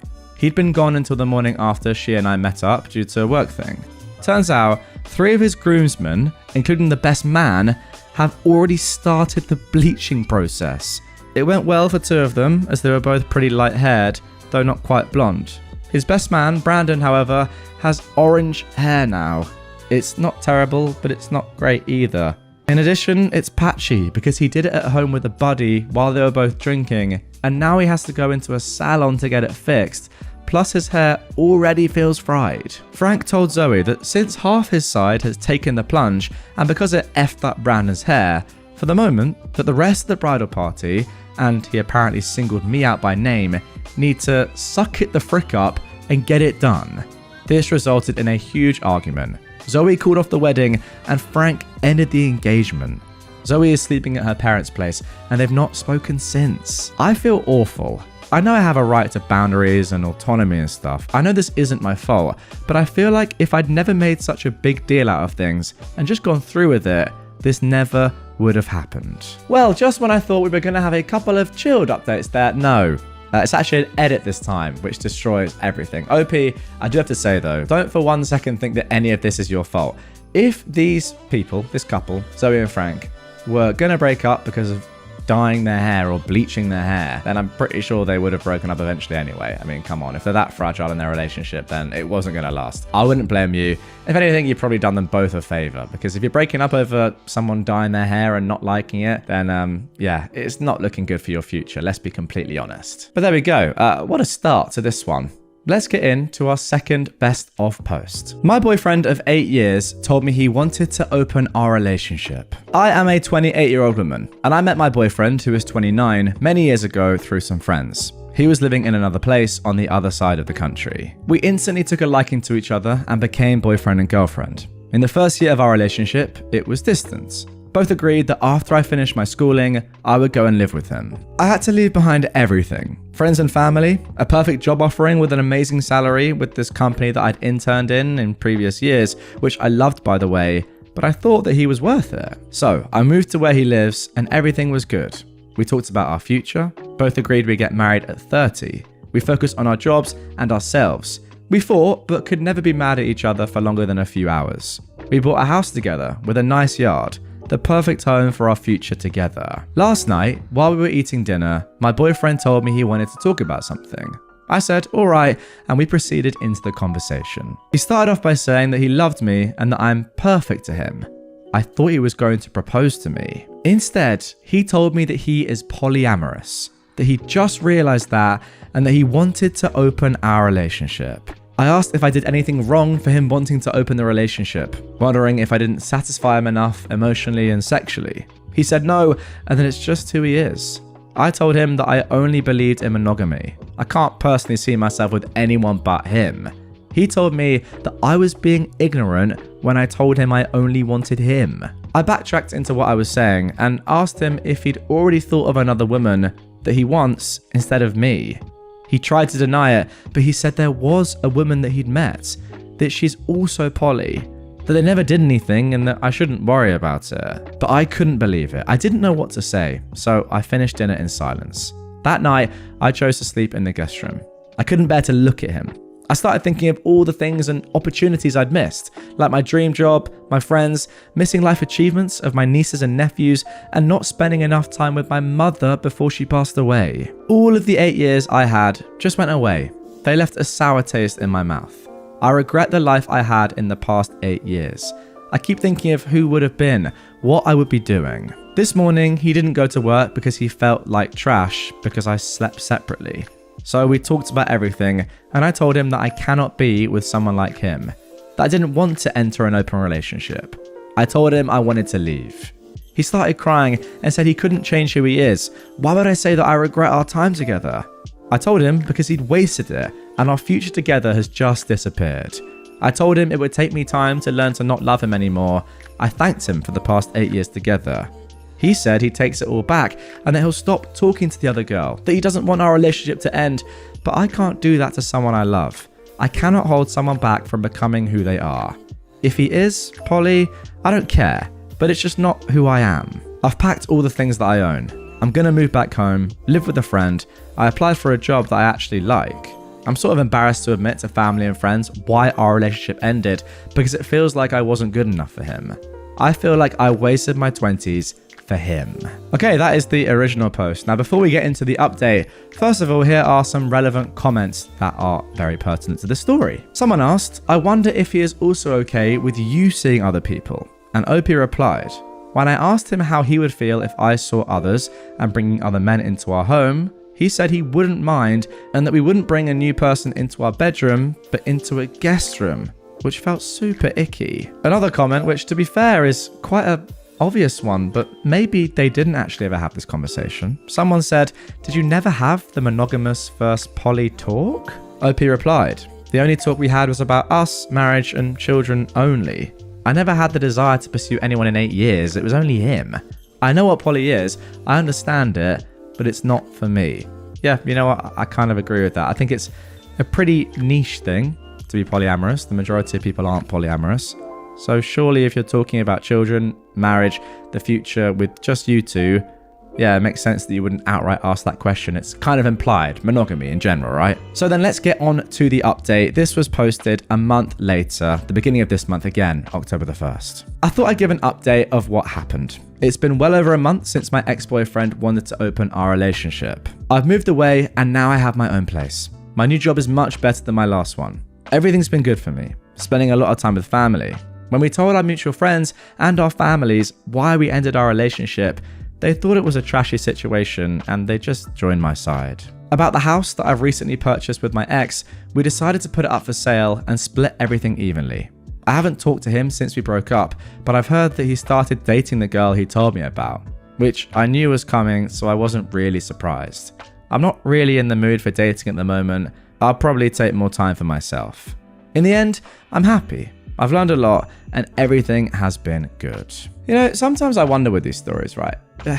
How can you be with someone for 8 years and then suddenly out of nowhere, they just do this, they just spring this surprise on you? Surely after 8 years of being with someone, you must be able to feel as if you really know them. Yet, how can you if they end up doing something like this? It's insane to me. I also do think, or kind of worry/wonder, whether this guy is even polyamorous at all, or he just used it as an excuse because he was emotionally cheating on you with this woman, kind of proven by the fact, well, at least the fact that he was emotionally cheating on you, that very soon after you guys break up, after you leave, he's dating the woman. I mean, normally after an 8-year relationship, you'd have a little bit of time off, right? They say that it takes half the length of a relationship to get over that relationship, but no, he's straight back on the horse. I think that shows his true intentions. Also, I need to just kind of remind myself here. He called her ignorant because she identified as monogamous and wasn't happy that he was poly. What? That's the sort of bloke that we're dealing with here. Really? So in that case, yeah, I kind of understand why OP is saying at the end that she is happy, because you're never really going to be happy with that bloke long term if you stay with him for sure. And at least now you know and you can move on with your life. Yeah, it's tough. I wouldn't see it as wasting your 20s or those 8 years, but it's crazy. Out of nowhere, yeah, I get it. It does feel like those 8 years, or at least that 8-year relationship, was for nothing. I want to call off my wedding because my husband is embarrassed about my culture. Hi, I really need some advice. I'm 26 years old and I'm getting married to my husband who is 28. I'm from a small village and I moved to the US 5 years ago. That's important because in such a short amount of time, I'm not assimilated to the US culture and I'm still very involved in mine. When I met my husband, a few weeks into us dating, he told me he was going to marry me, as a joke. But I told him how marriage works in my culture and he praised how beautiful it was. Fast forward to now. We agreed on doing 2 weddings, one in my culture and the other an American wedding. In my village, when you get married, both spouses get a gold bangle sort of thing, equivalent to a wedding ring. There's a ceremony and party for that as well. It's molded onto your wrist and it can't come off unless you use like a saw or something like that. During my traditional wedding, I received a gift of these fruits that I ate back home that are truly my favorite, but I haven't been able to find them in the US. My husband joked that he was not looking forward to smelling them every day, which is fine because I hate the smell of sausages, but it's something he loves. I stayed back home for a week because I'd missed it, and my husband came home early to prepare for the American wedding. I came home on the Monday, but didn't see my husband since he had work, and by the time he finished, I was sleeping. We had dinner last night, and I saw that he didn't have his bangle on. He told me he thought it was just for the party. I explained to him again how important it is to me, and he said that I couldn't seriously expect him to wear it all the time. I asked him why not, and he told me it made him look unprofessional. I got upset with him and left. He ended up calling me to explain how it holds no cultural significance to him, so I rebutted, asking him if he was fine with me not wearing a wedding ring as it holds no cultural significance to me. He got a bit upset and gave me a lecture on how if we were in my country, he'd wear it. I feel so turned off and uninterested in this relationship that I am now thinking of calling off the wedding. Now, just a quick edit as well before we get into some relevant comments. OP has said that he did know he'd have to wear it permanently. We talked about this in the early stages of us dating, and several times leading up to now when I've had family members get married and when he proposed. Also, he works from home with occasional in-person meetings. Oh wow, so even if you were saying it's unprofessional because you don't want to wear it in front of clients or something, which is completely ridiculous anyway, you're at home most of the time. You could just not put it on Zoom. Unbelievable. Right, so here are some comments from people on the original post. Someone said, "How did your husband remove his bangle?" OP replied, "He went to a shop and they cut it off." Someone else asked, "Is there any compromise here? Like a smaller or thinner golden bracelet that can be more easily hidden under a shirt sleeve instead of a bangle? Or him wearing an American wedding ring only while you only wear the bangle? I feel like in most cross-cultural relationships, you have to bend and find ways to compromise." OP said, "I don't mind compromising, but when we had the discussion of what the marriage process would be like, he was fully on board. They take mine, the bangle I already have that was given to me by my parents. The gold then gets reused to make for the one that my husband gives me. Had I known he wasn't okay with it, I would have just preferred to keep the one I already had. But he reassured me he was okay with it and was excited throughout the whole process." And then one final comment. "We don't have context on your whole relationship, so I'm not going to jump in and give a strong opinion one way or another, but I'm less concerned about the bangle itself and more concerned that he pretended to be into the idea and then changed his tune once it was too late." Yes, that is the entire point. I completely agree. You don't seem to believe this was a misunderstanding. If it had been, then it might be worth finding a compromise. But pretending to be on board with a thing then pretending not to have understood that it was important to you and downplaying it while insisting he gets his way, that reeks of some really unhealthy conflict resolution dynamics. Look back over your relationship and see if you can spot a pattern of this behavior. The gaslighting, the "I didn't think it was a big deal," and especially any "well, really, my hurtful behavior is your fault or problem." Those are serious red flags, and if there are more instances of them, then I think it's worth following your instincts. OP replies, "I wish I could pin this comment because this is literally it. Throughout all of the years we've been together, he knew about this, and he was always so happy about it and complimented many things about my culture. He was excited before the ceremony and even after. When they left, he kept sending me pictures of it, like I was fully convinced he was happy. Had he even talked to me about removing it, I would feel a bit different. But he went and did it himself and didn't even think to mention it when he saw me, and I had to notice it for myself. Above all, he told me how I couldn't have seriously thought he'd wear it." Like, what? And there we go. That is it for the original post. But then, just 11 days later, we got this update. So, I ended up texting him that morning that I was ready to talk, and he came to my hotel a few minutes later. I explained to him how I felt about him cutting off his bangle without talking to me, and especially after he told me he would wear it. Now, just to explain this a little bit further, in my culture, parents cut off pieces of theirs to mold together for their children. This bangle then gets reshaped for my husband, so it's generations and generations that got passed down to mine that is now destroyed.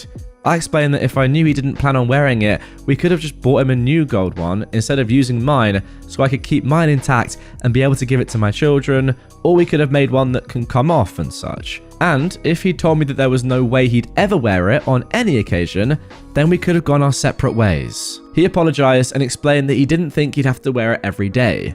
I reminded him that he'd known this for years, and I also reminded him the countless times that I've reassured him it was fine if he didn't want to, yet he told me he would. I'd like to note here that he got to design his, and we made it really thin and small where he could wear his watches and it wouldn't show. I asked him to show me the bangle, so we ended up going to his house.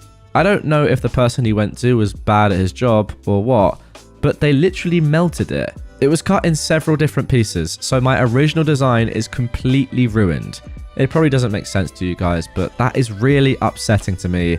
No, it makes complete sense. That is just awful to hear. I did entertain the idea of maybe he was teased or something, but he assured me it wasn't that, and he just didn't think it was that serious. I explained that he was basically divorcing me, and he said that I don't have to wear mine either. He got angry with me and kept insisting that I was making a big deal out of nothing. I explained how, bangle aside, he lied to me about something for 4 years and then undermined me right after we got married. He failed to communicate to me something so important and doesn't see how hurtful that is to me. That, in my opinion, guys, is the whole point. He ended up going on a tangent about how unprofessional it looks when I reminded him that he's been in the same job this whole time and it's something he never brought up. Also, not to mention he works from home and only has biannual in-person meetings where obviously it's formal, so it wouldn't be seen in the first place. There was a lot of back and forth. Wow, biannual in-person meetings. I thought it would be like once a week or something, not twice a year. He got angry with me and kept insisting I was making a big deal out of nothing. I ended up taking an Uber home, and the same day, I went and got mine removed. I returned it to him, since he bought it along with his ring, and I took my bangle with me. I called my parents to see if they can make me another one. It's not the same because I've had mine my whole life. My dad called my husband and wanted an explanation for what he'd done. I guess the conversation didn't go well because my father immediately started mourning my marriage with my mother and agreed to send me a new one. I told him that we'd have to pause on the American wedding, which after trying to change my mind, he did give into, because I wanted to talk more about what other things he doesn't think are serious. I left to come back to my house. I live in a different state, only 4 to 5 hours away driving. He was supposed to take me, but he wouldn't respond to my texts all of the night before, and since I needed to be home for work, I called his friend, who couldn't get in contact with him either, so he ended up buying me a ticket home and drove me to the airport the next day. He drove over to my house 2 nights ago, and he kept apologizing for everything. He told me that he would re-wear it and will get it fixed, But honestly, all of the designs are ruined, and if he wore it now, it wouldn't really change the fact that I know how he truly feels about it, so I can't even enjoy it anymore. I had a list of things that we talked about in the past and agreed to, and I just wanted to revisit them. I asked for full honesty, and we did end up taking some things off that he agreed to in the past and admitted to not fully agreeing to, which just didn't make me feel better like I hoped it would, because now I'm rethinking our whole relationship as if everything else might have been a lie. He's insisted that he's not going back home until we fix this, but I'm not optimistic. I feel like I've said everything I needed to say, and now I've got nothing else to say.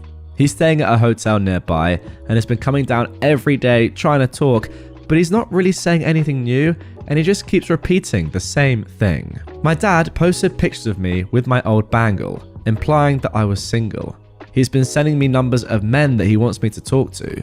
I have removed pictures of my traditional wedding from all of my social media. I don't expect people to understand, since many of you have been stuck on just the bracelet alone, but I did receive some good feedback, and writing this makes me feel a bit better, since there isn't really anyone I can talk about this to.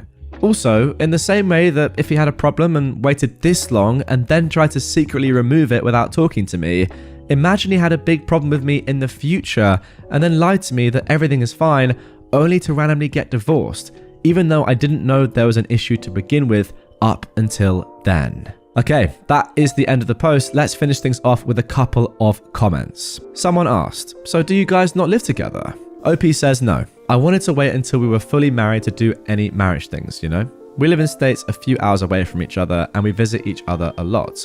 We did plan on moving in together after the American wedding as we already got a house. And then one final comment. You mentioned that he lived 4 to 5 hours from you, but also worked from home and only had to go to in-person work meetings biannually. Was it an option for him to move to your state? OP replies, I used to live in his state. I moved to my current state for work. I planned on moving to his state after we're married. Our house was being built there, so it made sense for him to stay and handle that. And plus, I don't want to live together until marriage, so it didn't make sense for him to move here and have to find himself another place. So, there we go. That is the end of that one. Wow. I mean, yeah, the whole point, I think, as I was saying and agreeing with OP and some of the comments going along, is that if your husband can lie about something like this and say, oh, what? I didn't know this. I didn't think I'd have to wear the bangle. Come on, you can't really have expected me to wear this bangle for the rest of my life, even though we've talked about it for the previous 4 years and I've openly admitted, or maybe really lied about really appreciating your culture and saying, yeah, I can't wait to do this. Oh, I can't wait to have a wedding, you know, for me, and then a wedding for you in my culture and then your culture. What else may happen in the future? What else could he lie about? That is, I think, the main takeaway here. How can you trust somebody, the man that you're going to marry, the man that you have married, by the way, well, you've had half of the marriages, who is just blatantly lied to your face for the previous 4 years and then has actually said, you know what, no, I don't want to do this. Again, I completely agree with your final point here. It's not just about the bracelet. It's about other things that could come up in the future. How do you know if he even likes you at this point? Like, you're going to have so many questions going through your head. I don't know how you ever trust him again, and I don't know how you move forward. Do you agree with me, guys? Get in the comments down below. But that is my overarching conclusion. I mean, the main thing that sticks out is saying, he told me it looks unprofessional, but then he goes into work twice a year. I mean, that's just clear BS. That argument, that whole kind of sentence makes zero sense. If he's coming up with absolute trash and just rubbish like that to try and kind of make an excuse as to why he doesn't want to wear it, then once again, what other stupid excuses is he going to make up for other things that he doesn't want to do? Like, oh, I cheated on you, but my excuse was, I was actually really hungry at the time and a woman offered to make me some food and then I ended up accidentally having sex with her. You know, that's the level here. Really, that is a level. Because if you think that a bangle looks unprofessional on a Zoom call where you never put your hands in the screen, I mean, imagine I did this in a video. Oh, tell you what, that watch is a bit unprofessional. Can't be wearing that anymore. Then you're just an idiot. I'm sorry, you just are. I am an 18-year-old woman, and I've apparently been dating my best friend, a 19-year-old man, for an entire year, but I didn't know until today. I need help asking him about it. This is going to be such a suffering from successful post, but bear with me for a second. I've known him for 5 years, different classes and courses, but the same friend group. Over time, he's genuinely become one of the best people I know, and it's only getting better every day. I can't lie and say he's not my type. Nerdy, charming, sweet, Funny, flirty with the right amount of awkward. He comes to pick me up from class, plays hockey without being a douchebag to the skaters, and most importantly, gets treats for my cats. Multiple strangers have mistaken us for a couple, even close people like our friends, professors, and worst of all, my family. He's kind of perfect, but I've never even thought of putting the moves on him. He's never shown romantic interest in me. We're friends, nothing more. Or that's what I thought. Today he was spending the afternoon at my dorm, something he started about a year ago now. We're laying on my bed, mindlessly watching Sonic cartoons, when he says, verbatim, "So baby, where do you want to go this Friday?" Matter of fact, this is the first time I've been called baby by him, so that kinda shocked me. Instead of asking why, I froze and was just like, what's happening Friday? He turns to me and kisses me. Again, first time thing with us. He hugs my waist and goes, "Our 1 year anniversary, idiot. I'm making reservations." At this point, I'm frozen. I genuinely don't know what to say. I'm gobsmacked. The dude I thought was my best friend, who never even showed interest in the dating thing, is under the idea that we've been dating for a whole year. I'm silent while he continues hugging me and scrolling on his phone, racking my brain thinking about what to tell him when his phone starts ringing. It's his mum, who he puts on speaker, and she actually goes, "Hi, are you still with your girlfriend?" Oh, so now his mum thinks we're dating too? He tells her yes and asks why she called. She asks for his help with private stuff I won't divulge here, but he turns to me and goes, "Sorry, I'll be back in a bit, sweetheart." I just nodded. I was just like, alright, see you in a bit. No questions, no screaming, just acceptance. He gets up to put on his sneakers and leans down to kiss me again, which I just accept at this point. It's a nice kiss, despite the fact that my mind is somewhere else. He leaves and I get a text from his coach. "Tell boyfriend's name to come tomorrow at 7. He'll only listen if it's you." What do you mean only me? You're the responsible adult tasked with training these hockey players. Why do you depend on me bringing him to you? But that led me to a rabbit hole of finding out who knows we're dating. Apparently, the majority of the people I talk to think we're dating. Or if I'm being correct here, know we're dating and just have never mentioned it to me. I don't think it's a prank, solely on the fact that his mum called me his girlfriend. They don't have the closest relationship. She is a very traditional, conservative, and religious Korean woman, always serious and does not play around. When she realized early on that her son did not agree with many of her opinions, she stopped caring for him to the fullest, only keeping it civil for the rest of the family and friends. There's nothing he could have done to have her go along with something like this, especially when she wants him to marry young with a nice Korean girl, which I'm not. Also, he just doesn't seem like the guy to play with people like this. He might be dumb and oblivious, but not horrible. I don't know what to do now. I mean, he's a great guy, don't get me wrong, and if the last 5 years are anything to go by, he would be, or is, a great boyfriend, maybe even in the future a husband. But I've never looked at him that way, so I can't say I love him. When this occurred, it was like the glass shattered and I saw how differently he looked at me. How he talked and acted, stuff that never changed since the beginning, but for some reason I've never noticed. I can't sit here and pretend I love him like that. I wasn't thinking about him in that sense all this time. But on the other side, I don't want to hurt him. He clearly thinks we've been together for that long, so he has to have strong feelings for me, and I don't want to step on them and scar him like that. I can't just keep dating him though, something that I've apparently been doing for a year. I could learn to love him eventually, it wouldn't take much to be honest, but it wouldn't be fair to him, or me. In my defense, who dates someone and just doesn't ask them about it?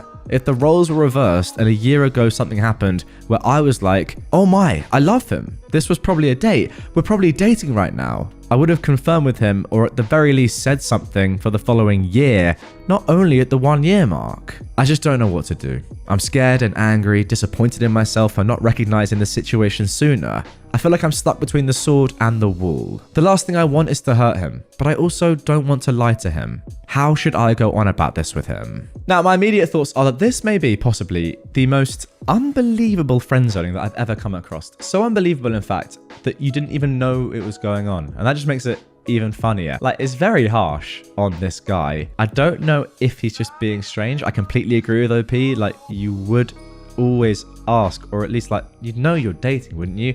You wouldn't just say after a year, hey baby, it's our 1 year anniversary, and they're like, what's going on? But anyway, as I said, this is best of Redditor updates, so let's see what happens next. Actually, before we jump into the update, first of all, there are a couple of relevant comments from this user, Wish Gullible, who actually asked some great questions. I can understand the not kissing, they say, from a religious point of view. I can understand the take it slow from a purely conservative dating standpoint, but I cannot, on the other hand, understand why you have no pet names for each other.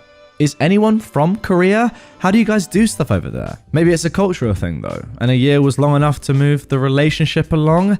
How does he pinpoint the anniversary? Did anything change 1 year ago, OP? And then OP replied, I'm white, and he wasn't born in Korea, but his family still holds traditions even in a foreign country.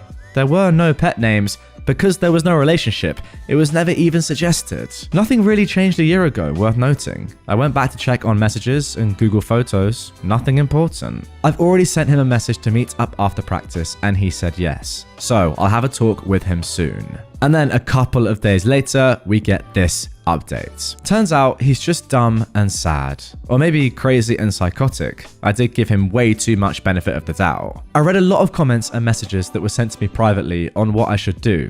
Big thank you to everyone. The majority of you were nice and helpful. Also, big sorry for the sweet lady wishing me a happy future marriage. Not happening soon. And to the people saying it was fake, if I'd created a good love story, I would have sold it to Netflix or HBO Max or Wattpad instead of being a loser and asking Reddit for fake help. Hey, I'll be honest with you, people do that. So, yeah. I brought it up to my psychiatrist and I showed her the Reddit post I made, a few of the messages I've received, and she basically had the attitude of, hey, remember that great guy? Well, he's a POS now. So let's learn about moving on and not reminiscing on a broken friendship, which I think is the best way to go on about this. Now, to be honest, I don't remember much because I wanted to cry from the moment he started talking. Also, I was quiet and only spoke very little because I did not want to make it a bigger scene than it already was. I just let him talk for a few hours and then dipped. Towards the end, he was shouting and unpredictable. People were looking, and I just wanted to go home. I decided that we should meet up in a public space. Before his practice, I sent him a text and asked if he wanted to meet up at a coffee shop that we both know. He called, said yes, and, you sound serious. Should I be worried? To which I said, honestly, yes, you should. He told me then to stop joking and then went on to his practice. Fast forward a couple of hours, I'm sitting there and he comes in, sits in front of me and thanks me for the food I ordered him. We start eating. I'm a nervous wreck and he realizes, which led to him asking, are you really okay? You didn't seem good a while ago. And from what you said, I'm actually worried now. So I lay it out on him. I ask him why he thinks we're dating. Why does everyone else? And what led to him thinking that?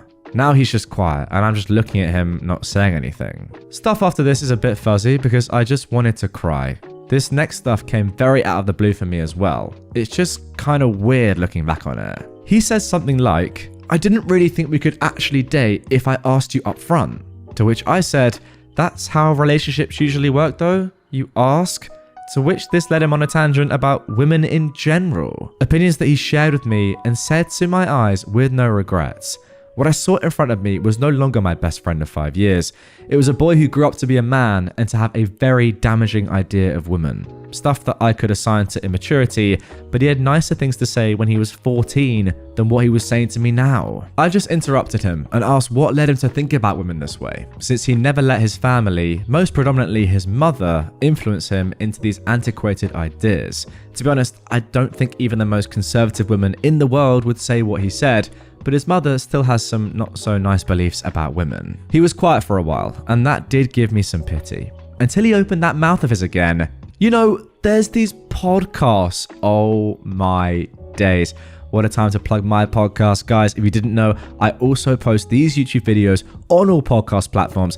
And let me tell you, I'm not as bad as this guy, in my opinion. It's up to you to judge. Give me a 5-star review. Let's carry on. Anyway, that let me know everything I needed to.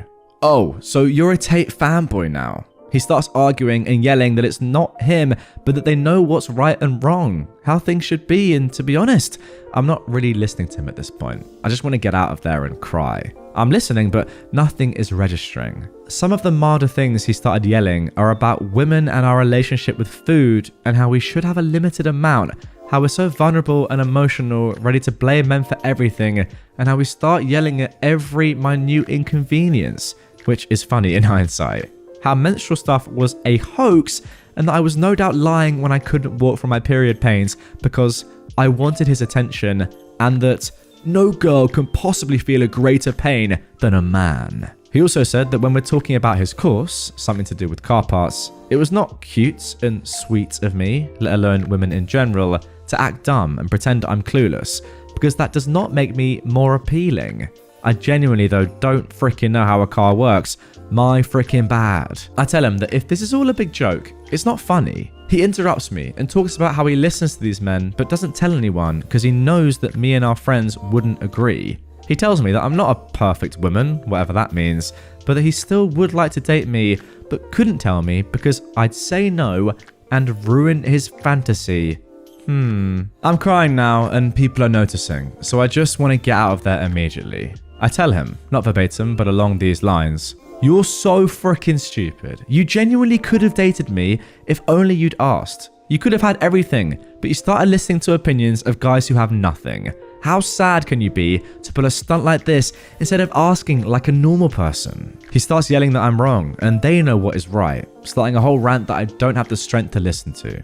I stand up, start walking, and he grabs my arm. More people are staring. I tell him to let go, and he only does when I threaten to call the police.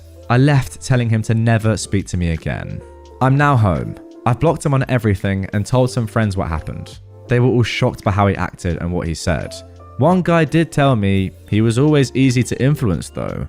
I asked why they thought we were dating, and they told me it was how we acted like a couple. I guess that one is on me, but that's combined with the fact that he told them yes when they asked, and since the behavior checked out, they just never thought to talk about it with me.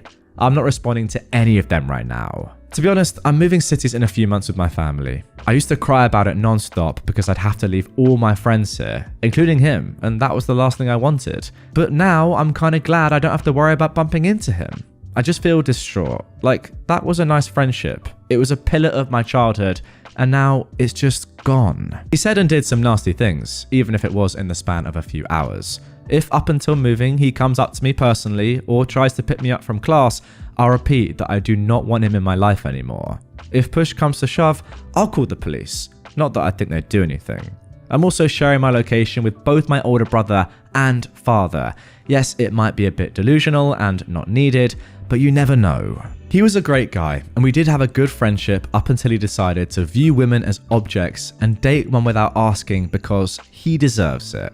I just can't stop crying. I really thought I knew him, and for him to be able to spew those words and opinions at me like that, stuff he's always been against from what I remember, it was shocking. It's only been a few hours, but it's already weird not having that constant text or call happening. I feel like it's kind of empty, but I don't want someone like that next to me. The worst for me is that I see no change. He has no sisters, and his mother does somewhat think that way as well, and so does his father.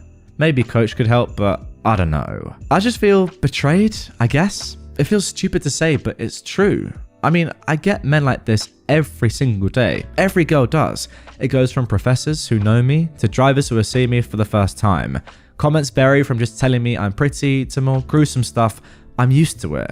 I just never expected it to be someone so close to me that I trusted. I don't know when he started thinking like this, but now it has me feeling all gross and dirty. If he thinks like this about me and never said it, I don't even want to know what he thinks about our mutual trans friend, what his opinions are actually like when he's always been nice and respectful to her. It does help me chuckle a bit that some of the things he said were just so textbook misogyny that it seems he learned them on a Joker Sigma Instagram account. That is so stupid, it's kind of hilarious if you omit the part where he said that R is not a real problem. Wow, he went to those lengths? That is nuts. So that is that. I thought I had a nice friend by my side, but guess not. Never trust a guy, even if you grew up with him, they'll disappoint you eventually. And there we go, that is the end of that one. I can't say I completely agree with that last sentence, but I will say and cede that guys like this do give other normal men and nice people, guys, a bad rep. And yeah, there's not really too much that we can do about that. To be honest, I got into this story and I was thinking that it was going to be kind of funny. Like a guy getting let down after just really thinking that someone was actually his girlfriend for a year with her just having no idea. And although that is kind of what transpired, in reality, I don't know, are we just seeing the destruction of a lot of men personified, exemplified in this one guy due to TikTok and YouTube Shorts, I even say, and people like Andrew Tate just giving people the wrong impression? I don't know. That's up to you. Let me know in the comments down below. What do you reckon? Do you think misogyny is getting worse because of the internet? I'm all ears. I'm all ears myself. Personally, I probably think it is. So guys, that is going to do it for this episode, this special movie-length episode of r/best of Redditor updates. Really hope you enjoyed it. If you did, and you've sat through the entire thing, no matter if you were watching, listening, I don't care what you were doing, chilling out, gardening, sleeping, whatever. Thank you. It's very much appreciated. And yeah, I love you for it. If you want more best of content straight away, I've left a link down below to a playlist of all my episodes. And if not, well, subscribe to the channel because tomorrow I'm going to be hitting you with another movie.